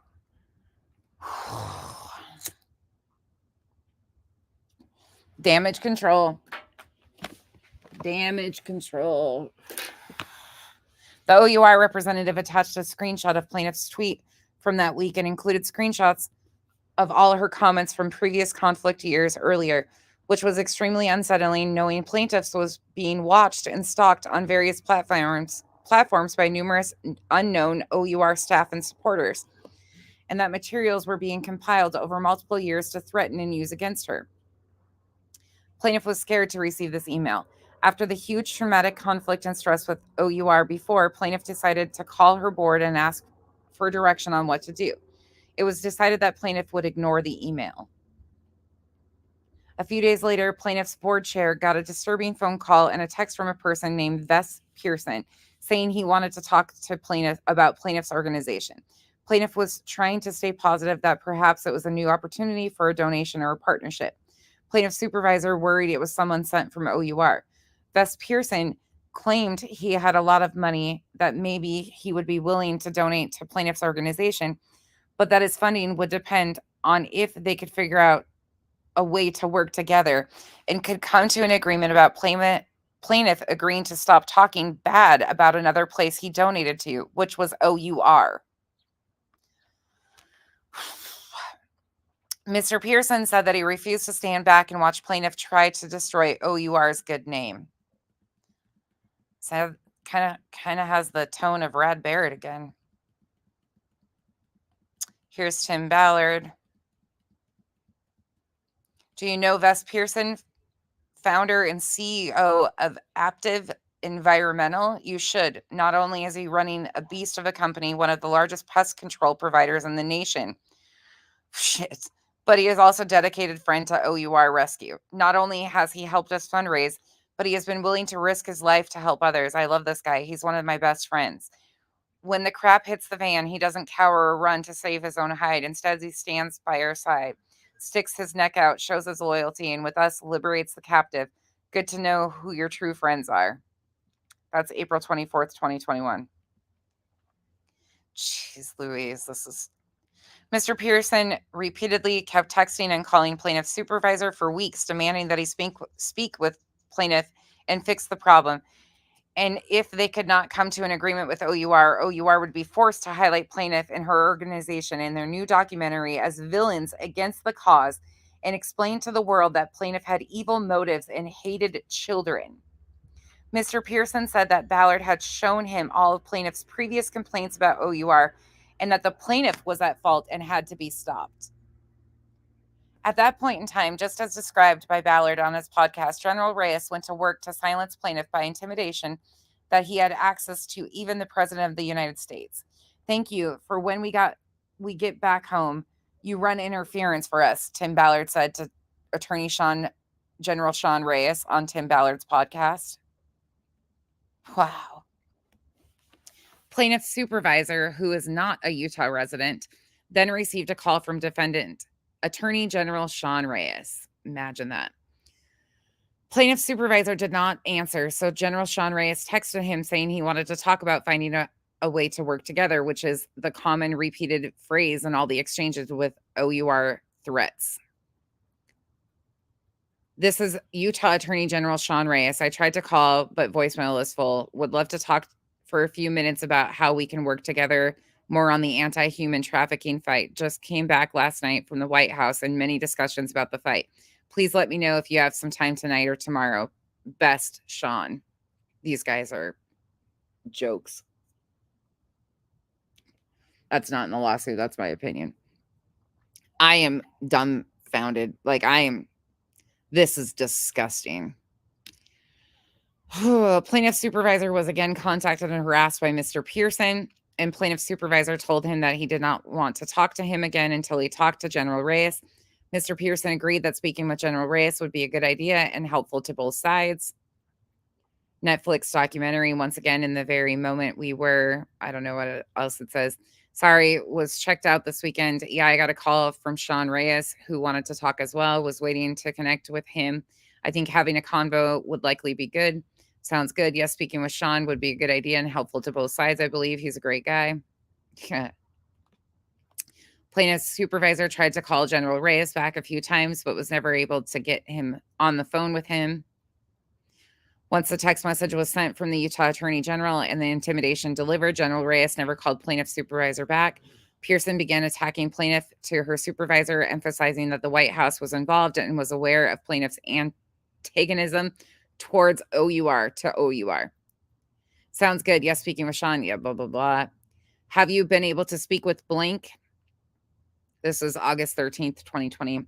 Point is that the White House is now aware of this rescue and may meet with the survivors. They're also aware of blank antagonism towards OUR during the rescue. Horrible timing. We also have meetings with Joe Berlinger next week, and we'll drive home the timing of Suzanne's attacks. OUR is, and then it cuts off.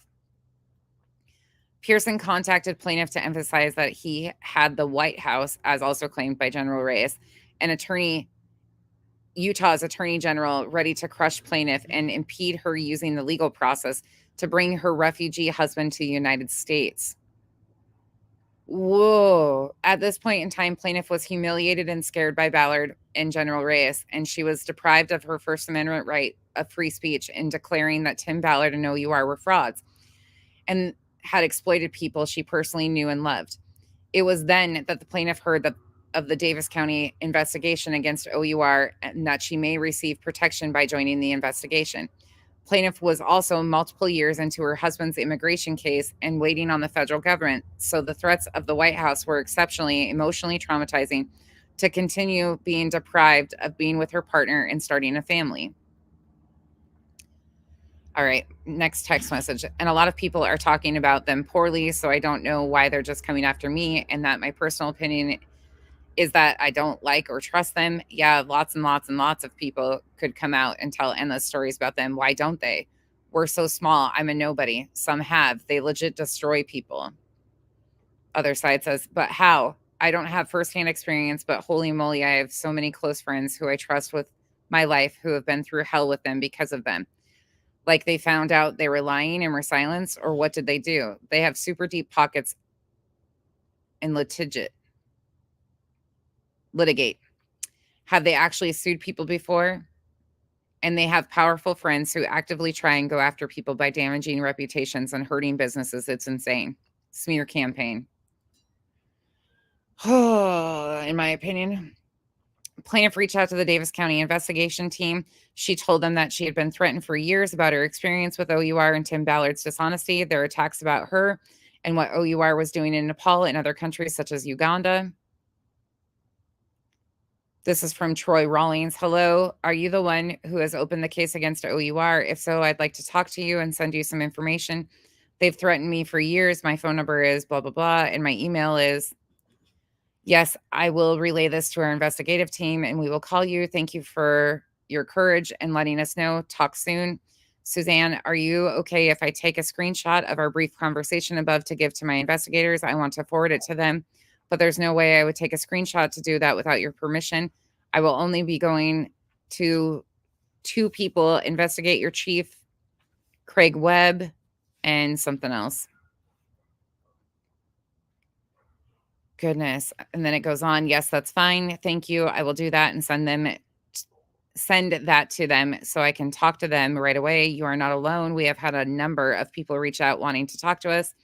If I can ask if the investigation stops, can they still come after me for saying anything or anything I say to the police? They can't try to destroy me for? No. If they try to stop you from talking to a criminal investigation, there is a felony in Utah called witness tampering. The road apply to that. If they try to retaliate against you after cooperating with us, so there's another felony for that called retaliating against a witness, victim, or informant. They cannot legally stop you from cooperating with a criminal investigation. It's a crime if they even try to. Even with an NDA, and an NDA does not allow them to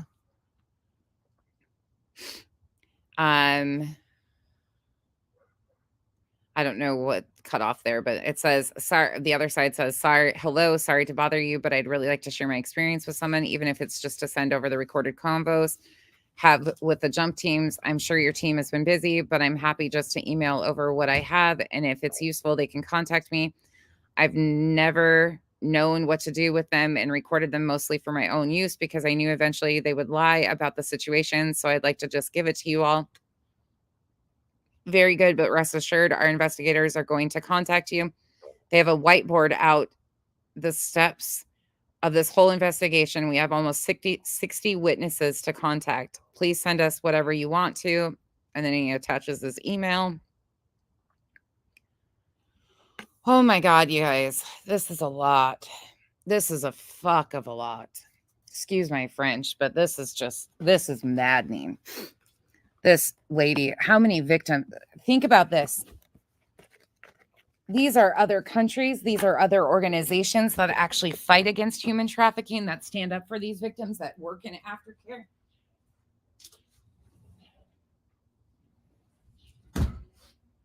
Where's the Ballard supporters? Come out of the bushes. Come tell me your bullshit now. Come out, wherever you are. Come on, Ballard apologists and Sean Reyes apologists and all you other simps. Where are you at now? There's text messages right here. What are you going to say about this?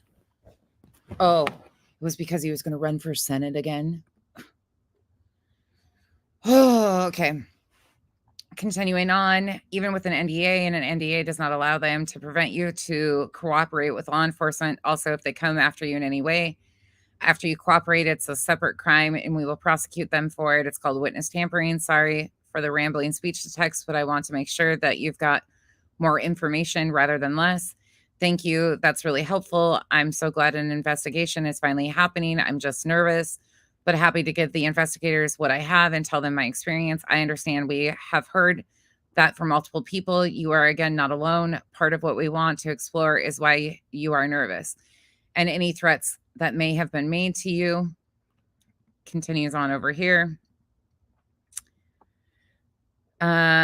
My own use, because I knew eventually she's talking about the videos, so I'd like to just give them all to you. Very good, but rest assured, our investigators, okay, the whiteboard thing, that's that. Thank you. Your offer of assistance is truly appreciated. This is a massive tiger by the tail. We are also significantly interested in whatever threats they have been making to you. I promise you, our investigators do plan on contacting you. Okay, perfect. Thank you so much. The Davis County Attorney's Office has issued a subpoena to plaintiff for her to provide certain documents and testimony related to its investigation of OUR. At the same time, others who had made complaints against OUR and Tim Ballard, at least one critical and highly credible witness, began withdrawing their complaints based upon fear of retribution by OUR and Tim Ballard, thus impeding the Davis County investigation.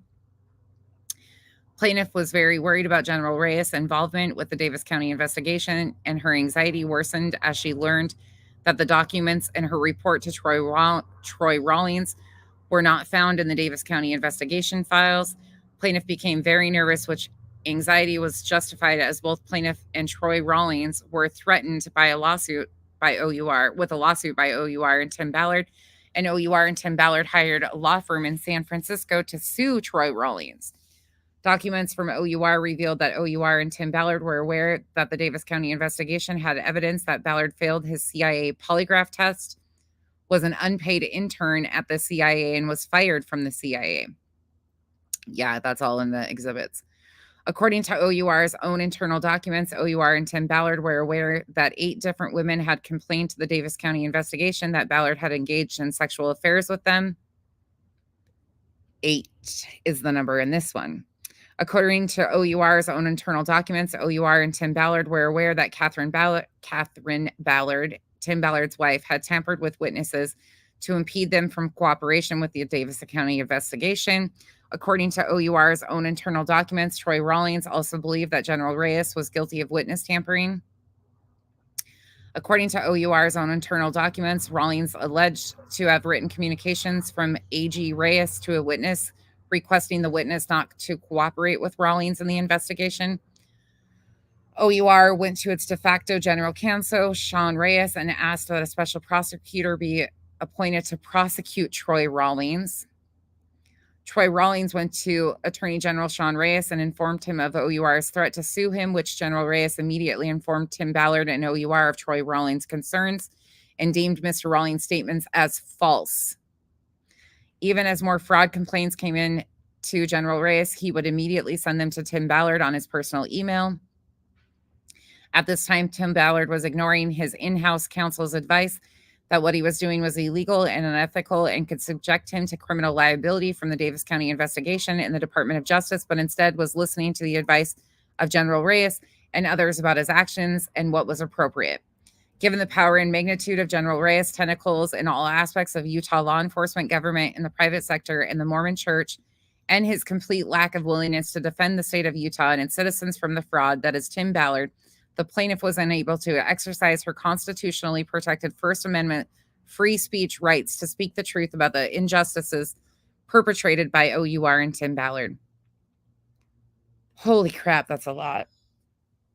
First cause of action. The conduct by the defendant, Attorney General Reyes, towards plaintiff constituted an abridgment of plaintiff's First Amendment of the United States Constitution and clearly established law. At all relevant times, defendant was acting under color of state law as an agent of the Utah. At all relevant times, defendant was acting under color of state law as an agent of the state of Utah and within scope of his employment and authority as duly elected certified law enforcement officer. As a result of defendant's unjustified abridgment of plaintiff's free speech rights, plaintiff experienced emotional pain and suffering. As a direct and approximate result of the acts and omissions described herein, plaintiff has incurred compensatory, I can't talk, and special damages as defined under federal common law, an amount to be determined by a jury. Punitive damages are available against the Attorney General and are hereby claimed as a matter of federal common law under Smith versus v. Wade, 461 U.S. 30. Plaintiff is entitled to reasonable attorney's fees and costs under section blah, blah, blah. Second cause of action, intentional infliction of emotional distress against all defendants. Plaintiff incorporates the proceedings, allegations, and the attachments to this complaint as if fully set forth herein. To the extent that General Reyes claims his actions towards plaintiffs were done outside the scope of his Attorney General duties, General Reyes is responsible for his conduct as a member of the Operation Underground team. Defendant's conduct described above was done intentionally to harass and cause emotional harm to plaintiff, and it was done with the knowledge and defendant's OUR's management and board members. The conduct of the defendants Ballard and OUR as set forth herein was outrageous and intolerable, and that it offended the general accepted standards of decency and morality. As a direct and proximate result of the wrongful conduct of said defendants, plaintiff has suffered severe emotional distress, permanent injury, loss of self-esteem, and other injuries, all to her general damages in reasonable sums. As a direct and proximate result of the wrongful conduct of said defendants, Plaintiff has incurred and will yet incur medical and therapy expenses, lost wages, all to special damages in a reasonable sum. Third cause, plaintiff incorporates the preceding allegations and the attachments to this complaint as if fully set forth herein. To the extent that General Reyes claims his actions toward plaintiffs were done outside the scope of his attorney general duties, General Reyes is responsible for his conduct as a member of the Operation Underground Railroad Team, OUR. Defendant's conduct described above was done negligently to harass and cause emotional harm to plaintiff. And it was done with the knowledge of defendants, OUR's management and board members. As a direct and approximate result of the wrongful conduct of said defendants, plaintiff has suffered severe emotional distress, permanent injury, loss of self-esteem, and other injuries, all to the general damages in reasonable sums. As a direct and approximate result of the wrongful conduct of said defendants, plaintiff has incurred and will yet incur medical and therapy expenses and lost wages, all to special damages in a reasonable sum. Prayer for relief. Plaintiff prays for a money judgment consisting of compensatory, special and punitive damages together with attorney's fees and costs under 42, blah, blah, blah, with prejudgment interest. Plaintiff prays for such other and further relief as the court deems just and proper. Jury demand. Plaintiff hereby demands a trial by jury in this case, and submits herewith the applicable fee. And that is the end of this one. And it's the same lawyer again that's representing this. Sorry if I confused you guys before on that. And that's the end of the first part of the filing. This is ridiculous. How are you guys feeling? Tell me what you're thinking. Tell me what you're feeling. Let's talk about this for a minute. I'm sitting outside. I had to come outside. I can't sit in there and listen, like sit in my office. I have to like move because this drives me nuts. This is so unbelievable. And we've got all the exhibits. We got exhibits A through, I think, V. There's a ton of exhibits to get through with this. A ton. Hey, everybody. Hey, Bree. Hey, Marion. Yeah, this is, what do you guys think about this? Tell me what you're feeling.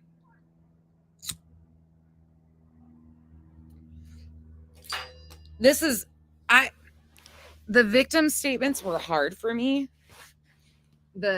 Listening to the victim statements, and especially when they came on camera, like their statements were impactful. But I think this just makes it so much more realistic to realize that anybody, including other people that work in this field that are trying to help victims and actually do good work, were being treated this way.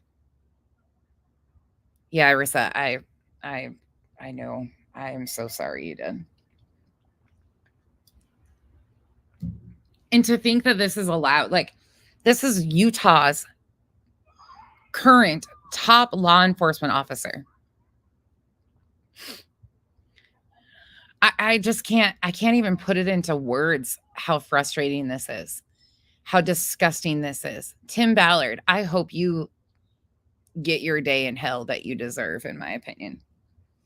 Sean Reyes should be, how is he still, they've got so much on this guy. Governor Cox, what are you doing? I'm about to start blasting Governor Cox out here because at this point in time, this is willful ignorance.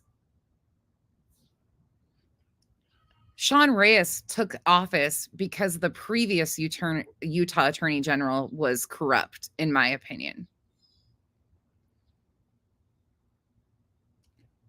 The man brags about his warrior story. His warrior story of what? Harassing victims, re-victimizing victims, helping. I can't, there's not enough words to put into this that will even, this just makes me so frustrated. And when you see the exhibits, which we're going to get to tomorrow, we're going to start doing the exhibits this week. It's going to take us a few days to get through all the exhibits, but we're going to go through each and every one of them. And I'm going to show you every single thing. These people deserve a voice. Thank God for people like this woman right here that has been dedicated her life. They held it over her head about bringing her husband to the United States. They threatened her with the White House.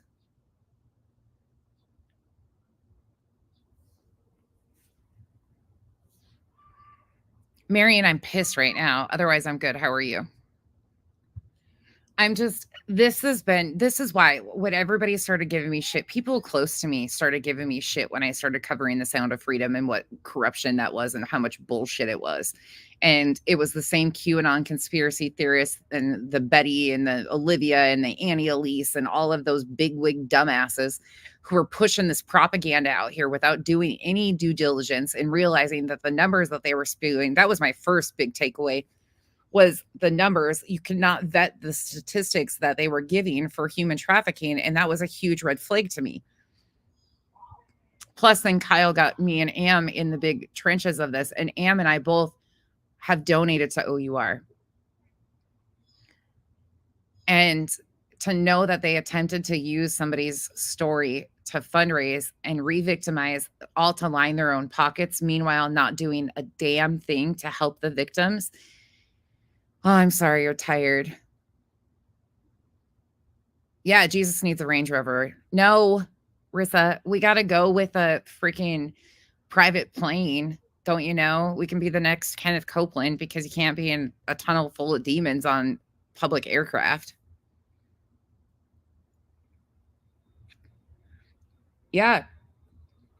Yep, Helen. And unfortunately, me and Helen have talked about this quite extensively. Like this is people like this make good conservatives look terrible. Like these are not what people who are Republican want in office representing them, because that's not how. That's why I try to set this apart from being a left or a right-sided thing, which they have tried to make it into all of this to try and push this propaganda, because it's those extremist conspiracy believers that take the shit and run with it. They all say that this is only coming out because he was going to announce a Senate seat run. No, it wasn't. This has been coming out for years. Damian Moore, Lynn Packer, Vice News, all of them have been on top of this. You can cut Vice out all you want. You can say that they're left-sided, whatever, corrupt media. Okay, I'll give you that. You can have that one. Lynn Packer, not so much. Damian Moore, not so much.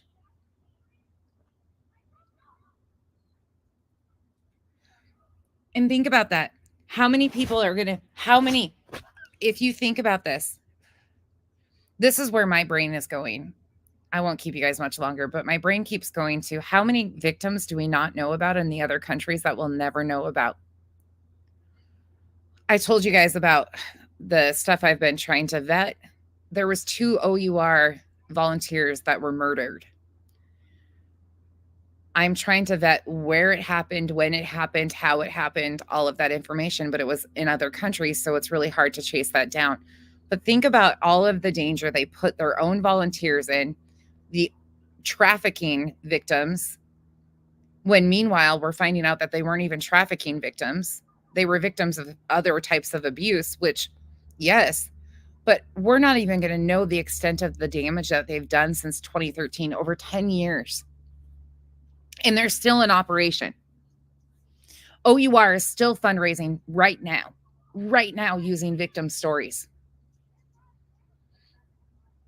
Oh, Rissa, you know what? Your blood family is just your blood family. Your chosen family, the people who love and support you no matter what, they're just as important. And I know in the LDS religion, I can say that and sit here, but I've had similar things not in the LDS religion done. But just please know that you have people who love and support you. And I'm really sorry for all of the trauma that religion causes so many people. And there is good people in that religion. There is good people that don't believe this shit. There is amazing people that don't go along with this shit. But unfortunately, the indoctrination is so strong that people like Tim Ballard and Sean Reyes are lifted on a platform and elevated to this don't question, don't ask, just donate money, open your pockets, donate money. And they do it willingly, especially when you have President Russell M. Ballard, now deceased, giving his name as an apostle credibility to Tim Ballard. He's like a grandson. That lends credibility, and that's part of the big, huge issue. We can even talk about this being so similar to the David Miscavige and Scientology stuff. It's very similar. But Scientology doesn't even see children as children. They just see them as beings. So crimes against children aren't even, that's a whole disgusting mess in itself too.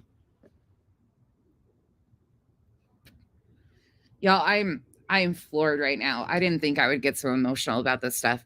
Bree, you're right. Like, this stuff is hard to realize because it affects so many people, and to think that these people were trying to be, this is what they wanted. Their plan was to get into Senate, become the next president of the United States and the next apostle of the LDS Church. Can you imagine that? The power, if the next president of the United States was Mormon, can you imagine the power that that would give them? Unchecked, unregulated power. Are they going to go for the Guinness Book of World Records and have 95 felonies over them instead of 91? You can support Trump all you want. As many of you guys know, my daughter was a big Trump supporter. But the reality of the situation is our felons can't even vote in this country.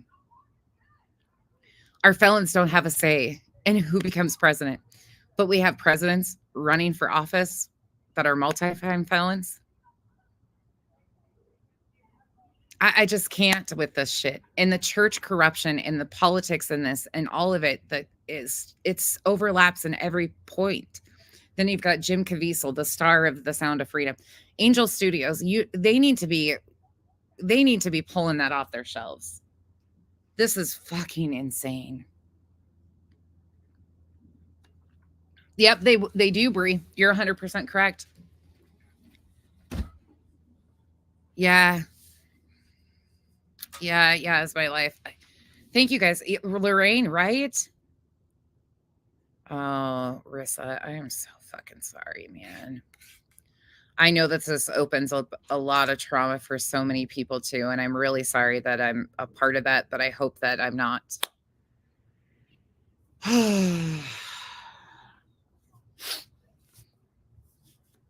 Yeah. This is I don't even have words.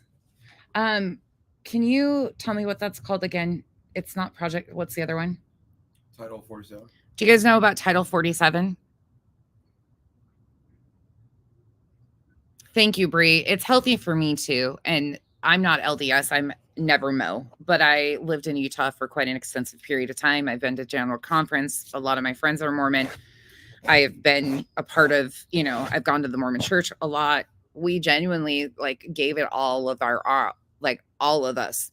We really wanted to understand why they believed the way they did, and with open minds, not for any other point of we didn't go in thinking, oh, this is a conspiracy or we're going to bring him down. There was none of that. We just genuinely our girls really wanted to know. So we did it. And it's healthy anger. Yeah, Lorraine, it is. Because unfortunately, so many people like this walk among us. We went over last night the 33 states that are still have loopholes that protect clergy members from reporting abuse against minors. We have 33 states that are protecting predators. What are we doing, people? This isn't politics. This isn't religion anymore. This is so much beyond that. This is re-victimization of victims. This is creating victims. We've got 383 children, potentially. I think that's the number. We're going to listen to that Catherine Ballard supposedly helped bring in and place in families. Do we know that these children were taken legally from their families in these other countries to begin with? Do we know that these are legal adoptions? Where did the money go that was paid for the adoption fees? Are their documents correct? We have no idea. Were they only placed in LDS families? Were they being bought for $20,000? Meanwhile, they're claiming that they're rescuing children from, I mean, really, if you think about it.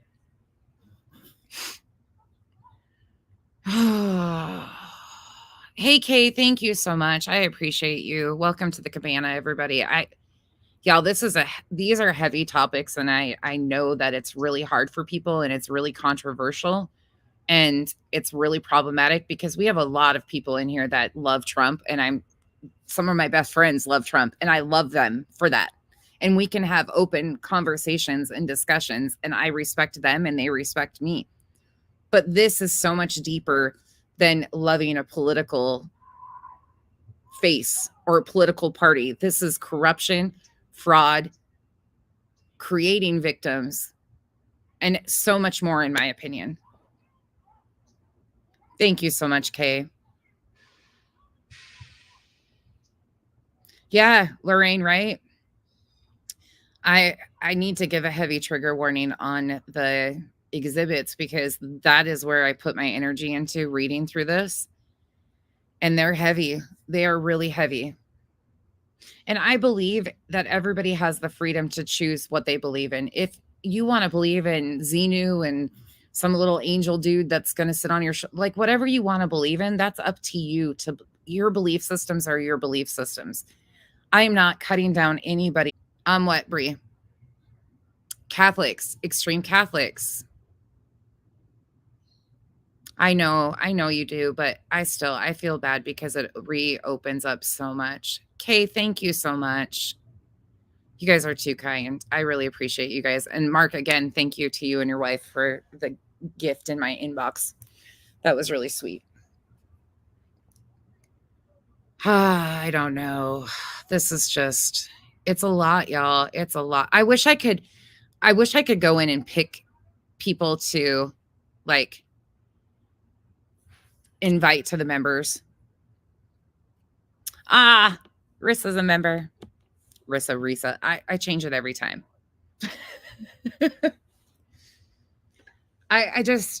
I don't even know how to process this. I'm sitting here like talking out loud because I don't even know how to process the feelings I'm having right now to realize that they tried to. And this is Utah's top law enforcement official. Like, if we cannot,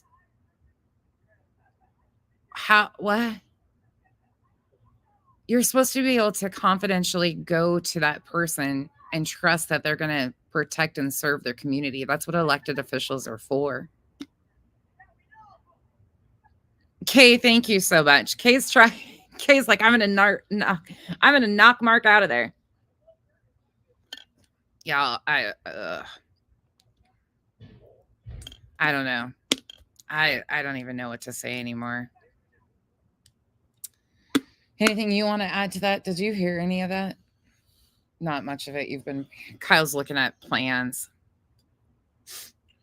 Yeah, no, I heard it. I know a lot about it, but it's just disgusting.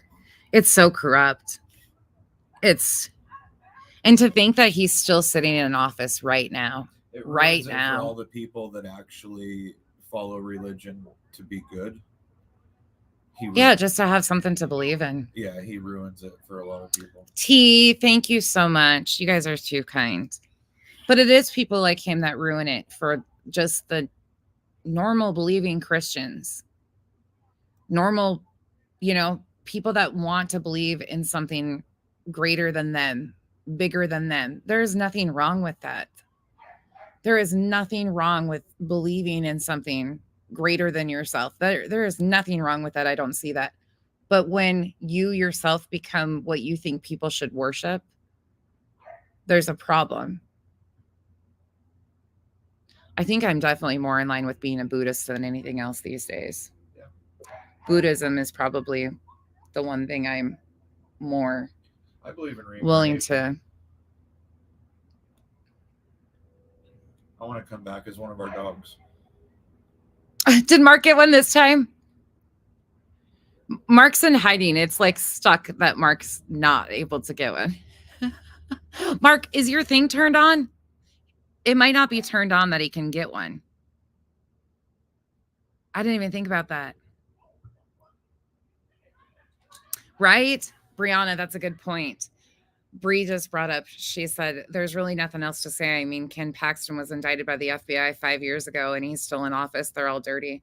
Oh, speaking of, what's the little dumbass from New York that has lied on all of his.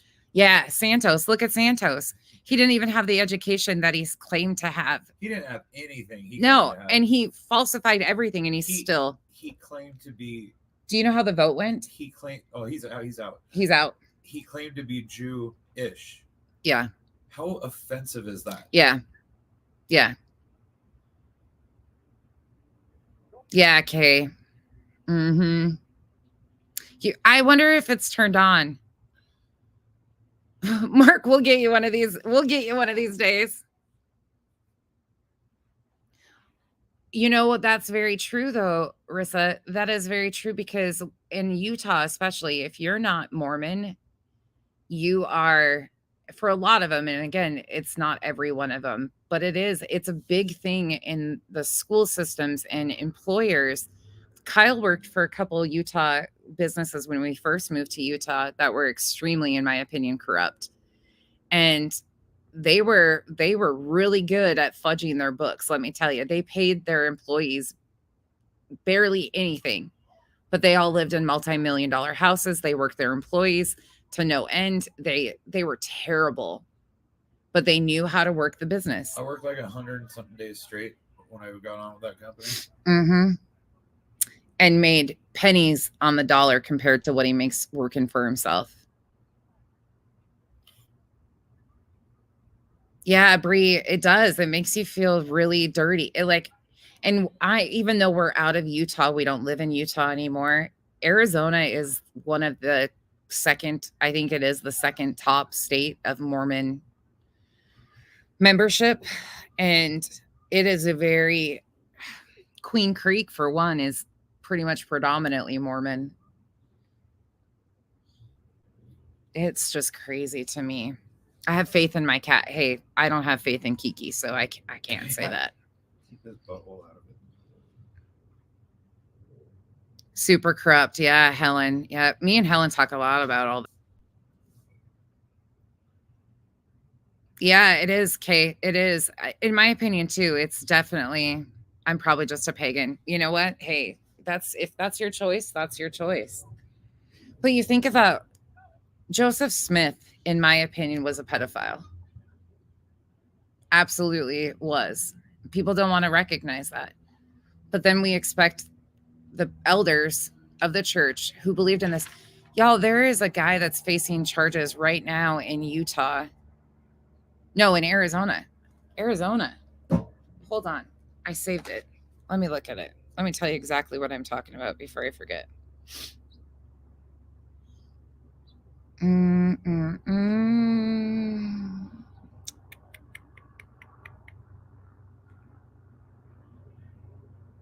Hold on. Give me one moment. I actually retweeted it. I'm figuring out how to share stuff on Twitter of my stuff because some of this stuff really does need shared. Floodlight.org. Great organization that I just started following. It says, Arizona Friends, eyes on. Paul Kimball Nelson, a convicted child sexual abuser, has gone missing after failing to appear for his verdict this week. His grandmother was a sister of former Mormon Church President Spencer W. Kimball. Here, let me show you. Yeah, isn't that funny? That's where he got his name. Guaranteed that's where he got his name. So this is the article, Floodlight. Great so far. I've loved their stuff that they've posted so far. Yeah, Warren Jeffsey. Yep, absolutely. Aubrey. Yep, absolutely he was. Same, Rissa, same. I don't know much about it, but that's something that they just don't like. Okay, so this says Paul Kimball Nelson was an LDS church member in Arizona accused of sexual abuse, sentenced to prison in November of 2023, failed to appear at a sentencing and is missing as of November 18th, 2023. He was sentenced to prison in November 2023, failed to appear. That's a repeat. He has 2+ victims. He was born in 1976. He was a missionary. His grandmother was a sister of former Mormon church president Spencer W. Kimball. Paul Nelson was an LDS church member. He was sentenced for same thing repeated again. If you have any information regarding Nelson's whereabouts, contact Gilbert Police. Like, he just took off.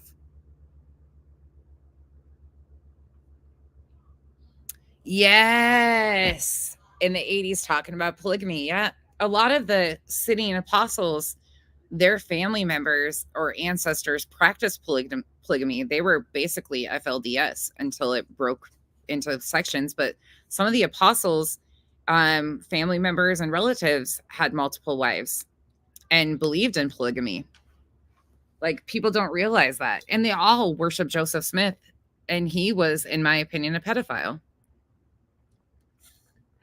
And the second anointing, people don't want to talk about that either, but it sounds to me like there's a possibility that Tim Ballard had that second anointing, and they were saying that he was, beyond reproach, basically, and nobody could touch him, according to what I assume.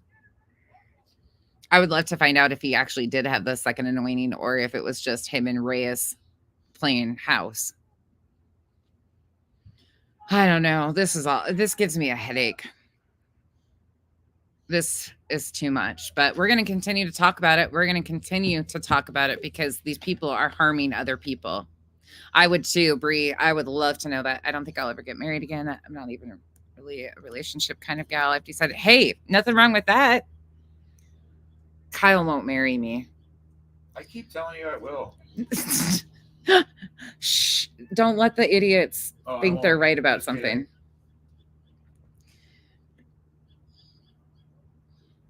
Oh, Federal Hill. Yeah. Or no. Federal Heights. It's not Federal. That overlooks the Capitol. What's that in Salt Lake City? You've worked up there. It's not. I know exactly where you're talking about, Mark. Kyle's done a bunch of work up there. It overlooks the Capitol on the hill up there. I didn't do any work up there. That's where John Stockton and Carl Malone lived, but I didn't work up there. I worked on the other side. Oh, on the other hill. Yeah. Okay, but that's Federal Heights. I don't know the name of it. I can't remember the name. You might be right, Mark. There's two sides of it. So there's one up. You go up. What's that road? To the hospital. Foothills Drive.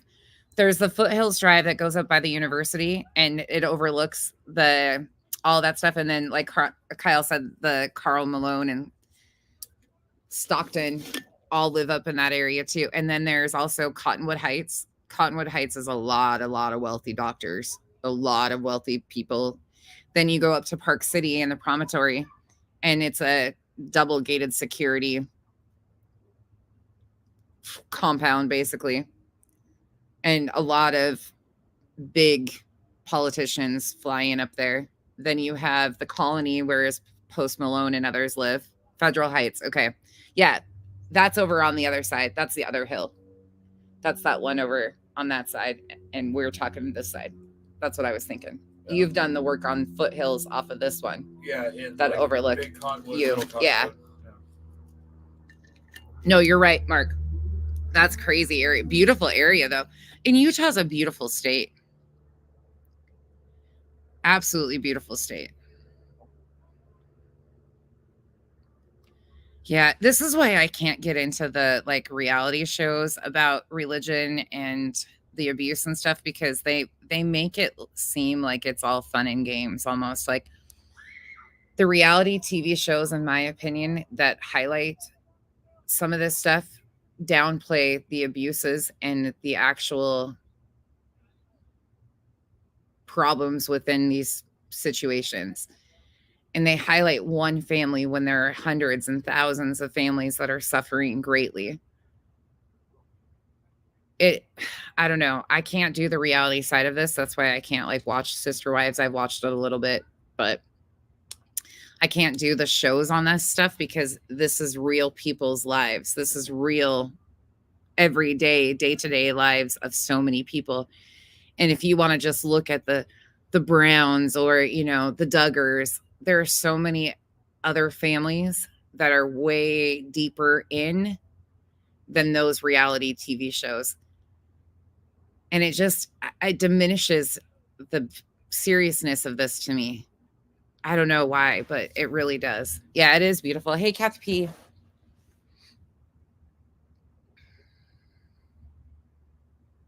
Yeah, Kay. Kyle always laughs. Kyle is always like, let's go get married. Let's do it. And I'm always like, nope, I'm the one that doesn't want to get married. I always thought I would never get married. And then I did get married. And then it was the worst decision I ever made. And I regretted it. And my divorce was the best day of my life, besides Kenzie being born, but, and or having my girls. But other than that, yeah, I'm in no hurry. Oh no, Kathy, I'm sorry. My little one's been down on the count for being sick. Cottonwood Canyon is beautiful. Yes, Cottonwood Heights is gorgeous. Yep.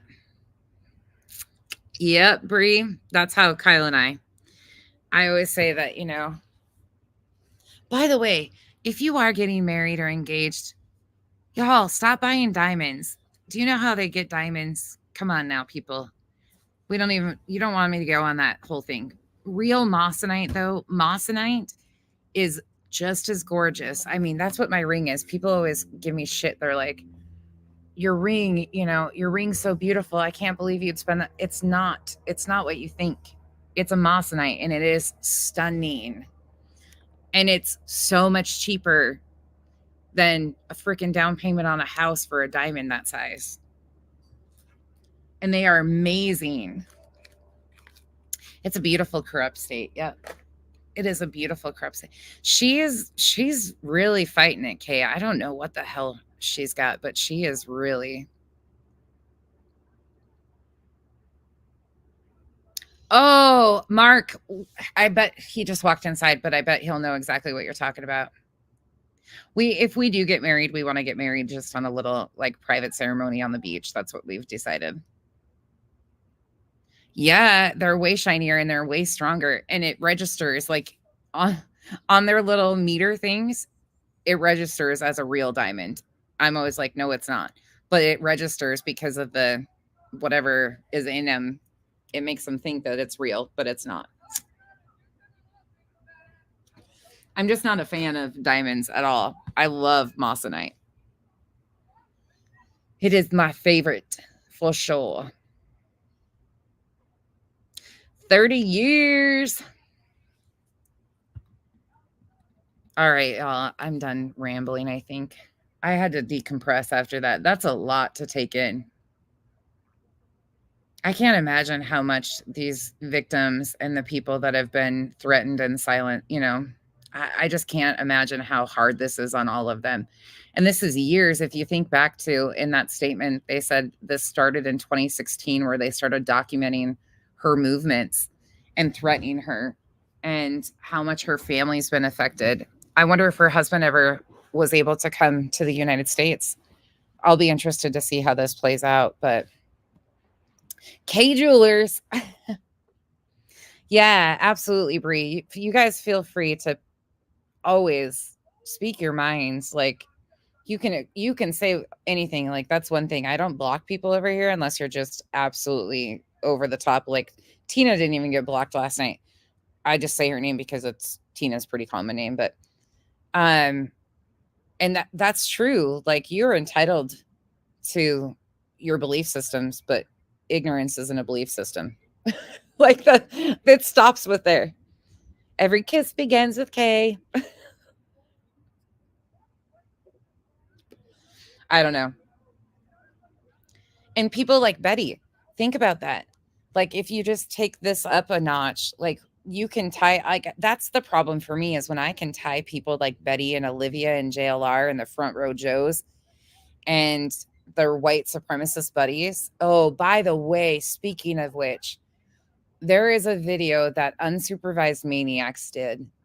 Unsupervised Maniacs is the name of the channel. I'll share it on my community post. Burnt Toast also shared it on her community post. That's how I found out about it. Excellent video. Probably one of the best videos I've seen thus far in that arena of BHB content. Hard hitting, trigger warning needed, but absolutely one of the best videos I have seen done on the BHB system, or like all of the crap around her and how harmful her statements and things actually are and how ignorant she actually is.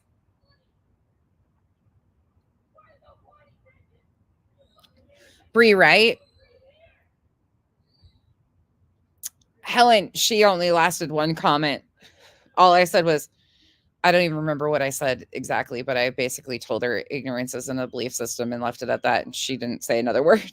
People come in rolling hot to like talk shit to me and they realize I'll talk it right back. You ain't going to get anywhere. Because I'm not about to put up with the bullshit about this. This is harming actual victims, re-victimizing victims, lining pockets of the greedy, all of it.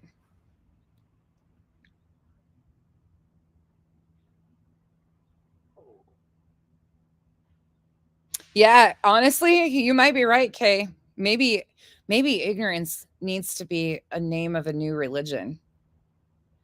There's a new profitable measure for somebody. We need to do Tyler Feller content too. That guy's a total joke, in my opinion, and a complete and utter fraud, and uses the name of God to solicit donations off of true crime stories too. It's absolutely sick. Yeah, very good video. Thank you, T. Thank you, guys. My mods are amazing. Yeah, great video done by Unsupervised Maniacs. Very good video. It's a pretty hard-hitting one, though, so...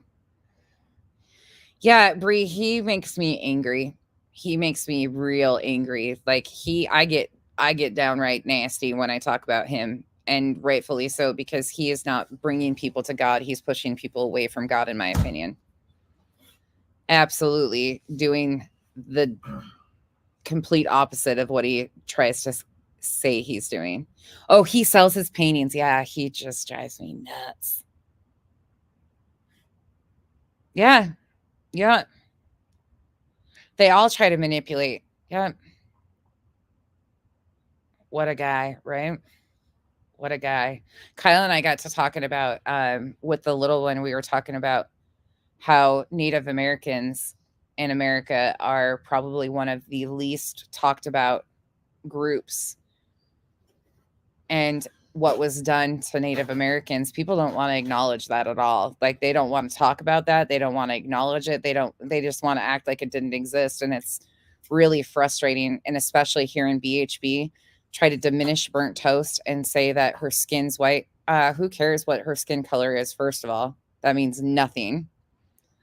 Nothing at all, but just the lack of understanding and why, like, oh, these people just piss me off. Just piss me off. This is why I'm not a politician, because I would be a terrible politician. I just tell everybody to F off. I could never be a good politician, that's for damn sure. I wouldn't be able to do it because I would go into it actually wanting to, like, work for the people. But me and Revival had that conversation the other day, though. I genuinely think a lot of people do get into politics wanting to help on both sides of the aisle, but then they get caught up in the corruption and, you know, they realize they've got to sell out on certain things to be able to accomplish other things. It's all a maneuvering process. I wish we had more Katie Porters. Oh, I love Katie Porter. I love Katie Porter. She's a savage when it comes to numbers. Katie Porter is, and her diagrams and her visual aids that just smack everything down. Oh my gosh. She calls out the rich and corrupt. Yeah. Like when she broke it down, I think it was JP Morgan Chase, and she broke down the monthly income of a single mother that works at one of his branches in like Illinois or something. She broke down exactly how much she makes and how much she works, the cost of her gas, food, lodging, and to feed her kid. She's $237 per month negative. Do you guys know who we're talking about? Katie Porter? she's really good with her like visual aids and learning stuff and fact basis, very fact basis. Yeah. Yep. Oh, hell no, Lorraine. I have enough family in politics. And that's not a joke. I'm like, nope. And to think that one of them who's worked on Capitol Hill in the Pentagon and everything, said that it's corruption on both sides. Like it's not just a one-sided thing, it's both sides, and yeah. it's really disappointing. Yeah. It just kind of makes you see what's what. Yeah, right? Rissa, right. Yeah. And they use the Pacific Islanders too for recruiting. It's all. Oh, I'm sure, Bree. I'm sure it's exhausting. And there are some really good people in politics, like really genuinely decent human beings. But in time, in order to get their cause, they have to give up certain things too. Oh, Mark. Yeah. She knew exactly what has she I heard she's trying to spin that into she meant dark energy. Bullshit. Yeah, Kay, I think we need to have I'm gonna say this before I get off that tangent, but we need to have a term limit on age. Yeah. We need to have term limits on some of this stuff and also an age cap for president on both sides. And I'm speaking on both sides of the aisle. Like I find it hysterical. We got one that can barely stay awake. That's why I'm saying I'd never be a good politician. I just don't like people at all. The thing that pisses me off the most about politicians is the insider trading. Yeah. The ones that know what's going to happen, know what bills are going to pass. They shouldn't be allowed to run the stock market when they're in that position. I'm sorry. I don't think an 80-year-old should ever be sitting in office. No, like ever. Fucking office. Or term limits. Let alone the DMV office. Yeah. No. Like that. There's gotta.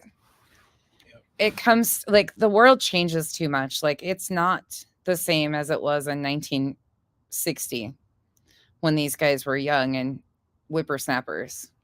70s. They found a way to stay in forever. And I don't think it's right because they don't have everybody else's. Nobody's interest in. They're all no. You're fine. It's my own. I know. Oh, Mark. Yeah, that's too much. Yeah, they're not supposed to inside trade, but they fucking do.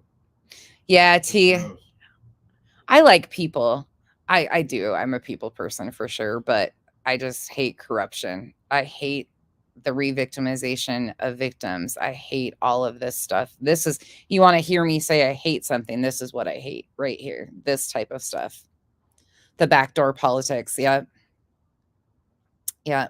But there are good people that, genuinely get into wanting to run to make changes. But over time, they realize that they've got to sell out on certain things in order to get what they want accomplished. And it's gambling. It's a gambling act. It's a constant.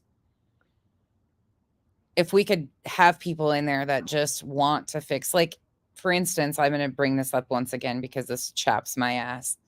Las Vegas turned the streets into a racetrack for a weekend, and it was shitty done. It was done very shitty, but millions of dollars were dumped into turning the streets of Las Vegas into a racetrack for a weekend. That could have put up a majority of the homeless population in Las Vegas. Those little homes you found. And those tiny little homes, or taken some of the hotels that are falling to the ground, staffed them with a safe staff, put these people in somewhere, got them off the streets. There is just so much that could have been done differently. And our priorities are so fucked up. It's not even funny. It's really not.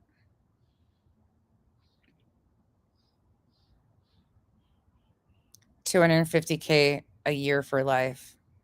Wow. 2 years or 40. They get $250 for life. That's crazy.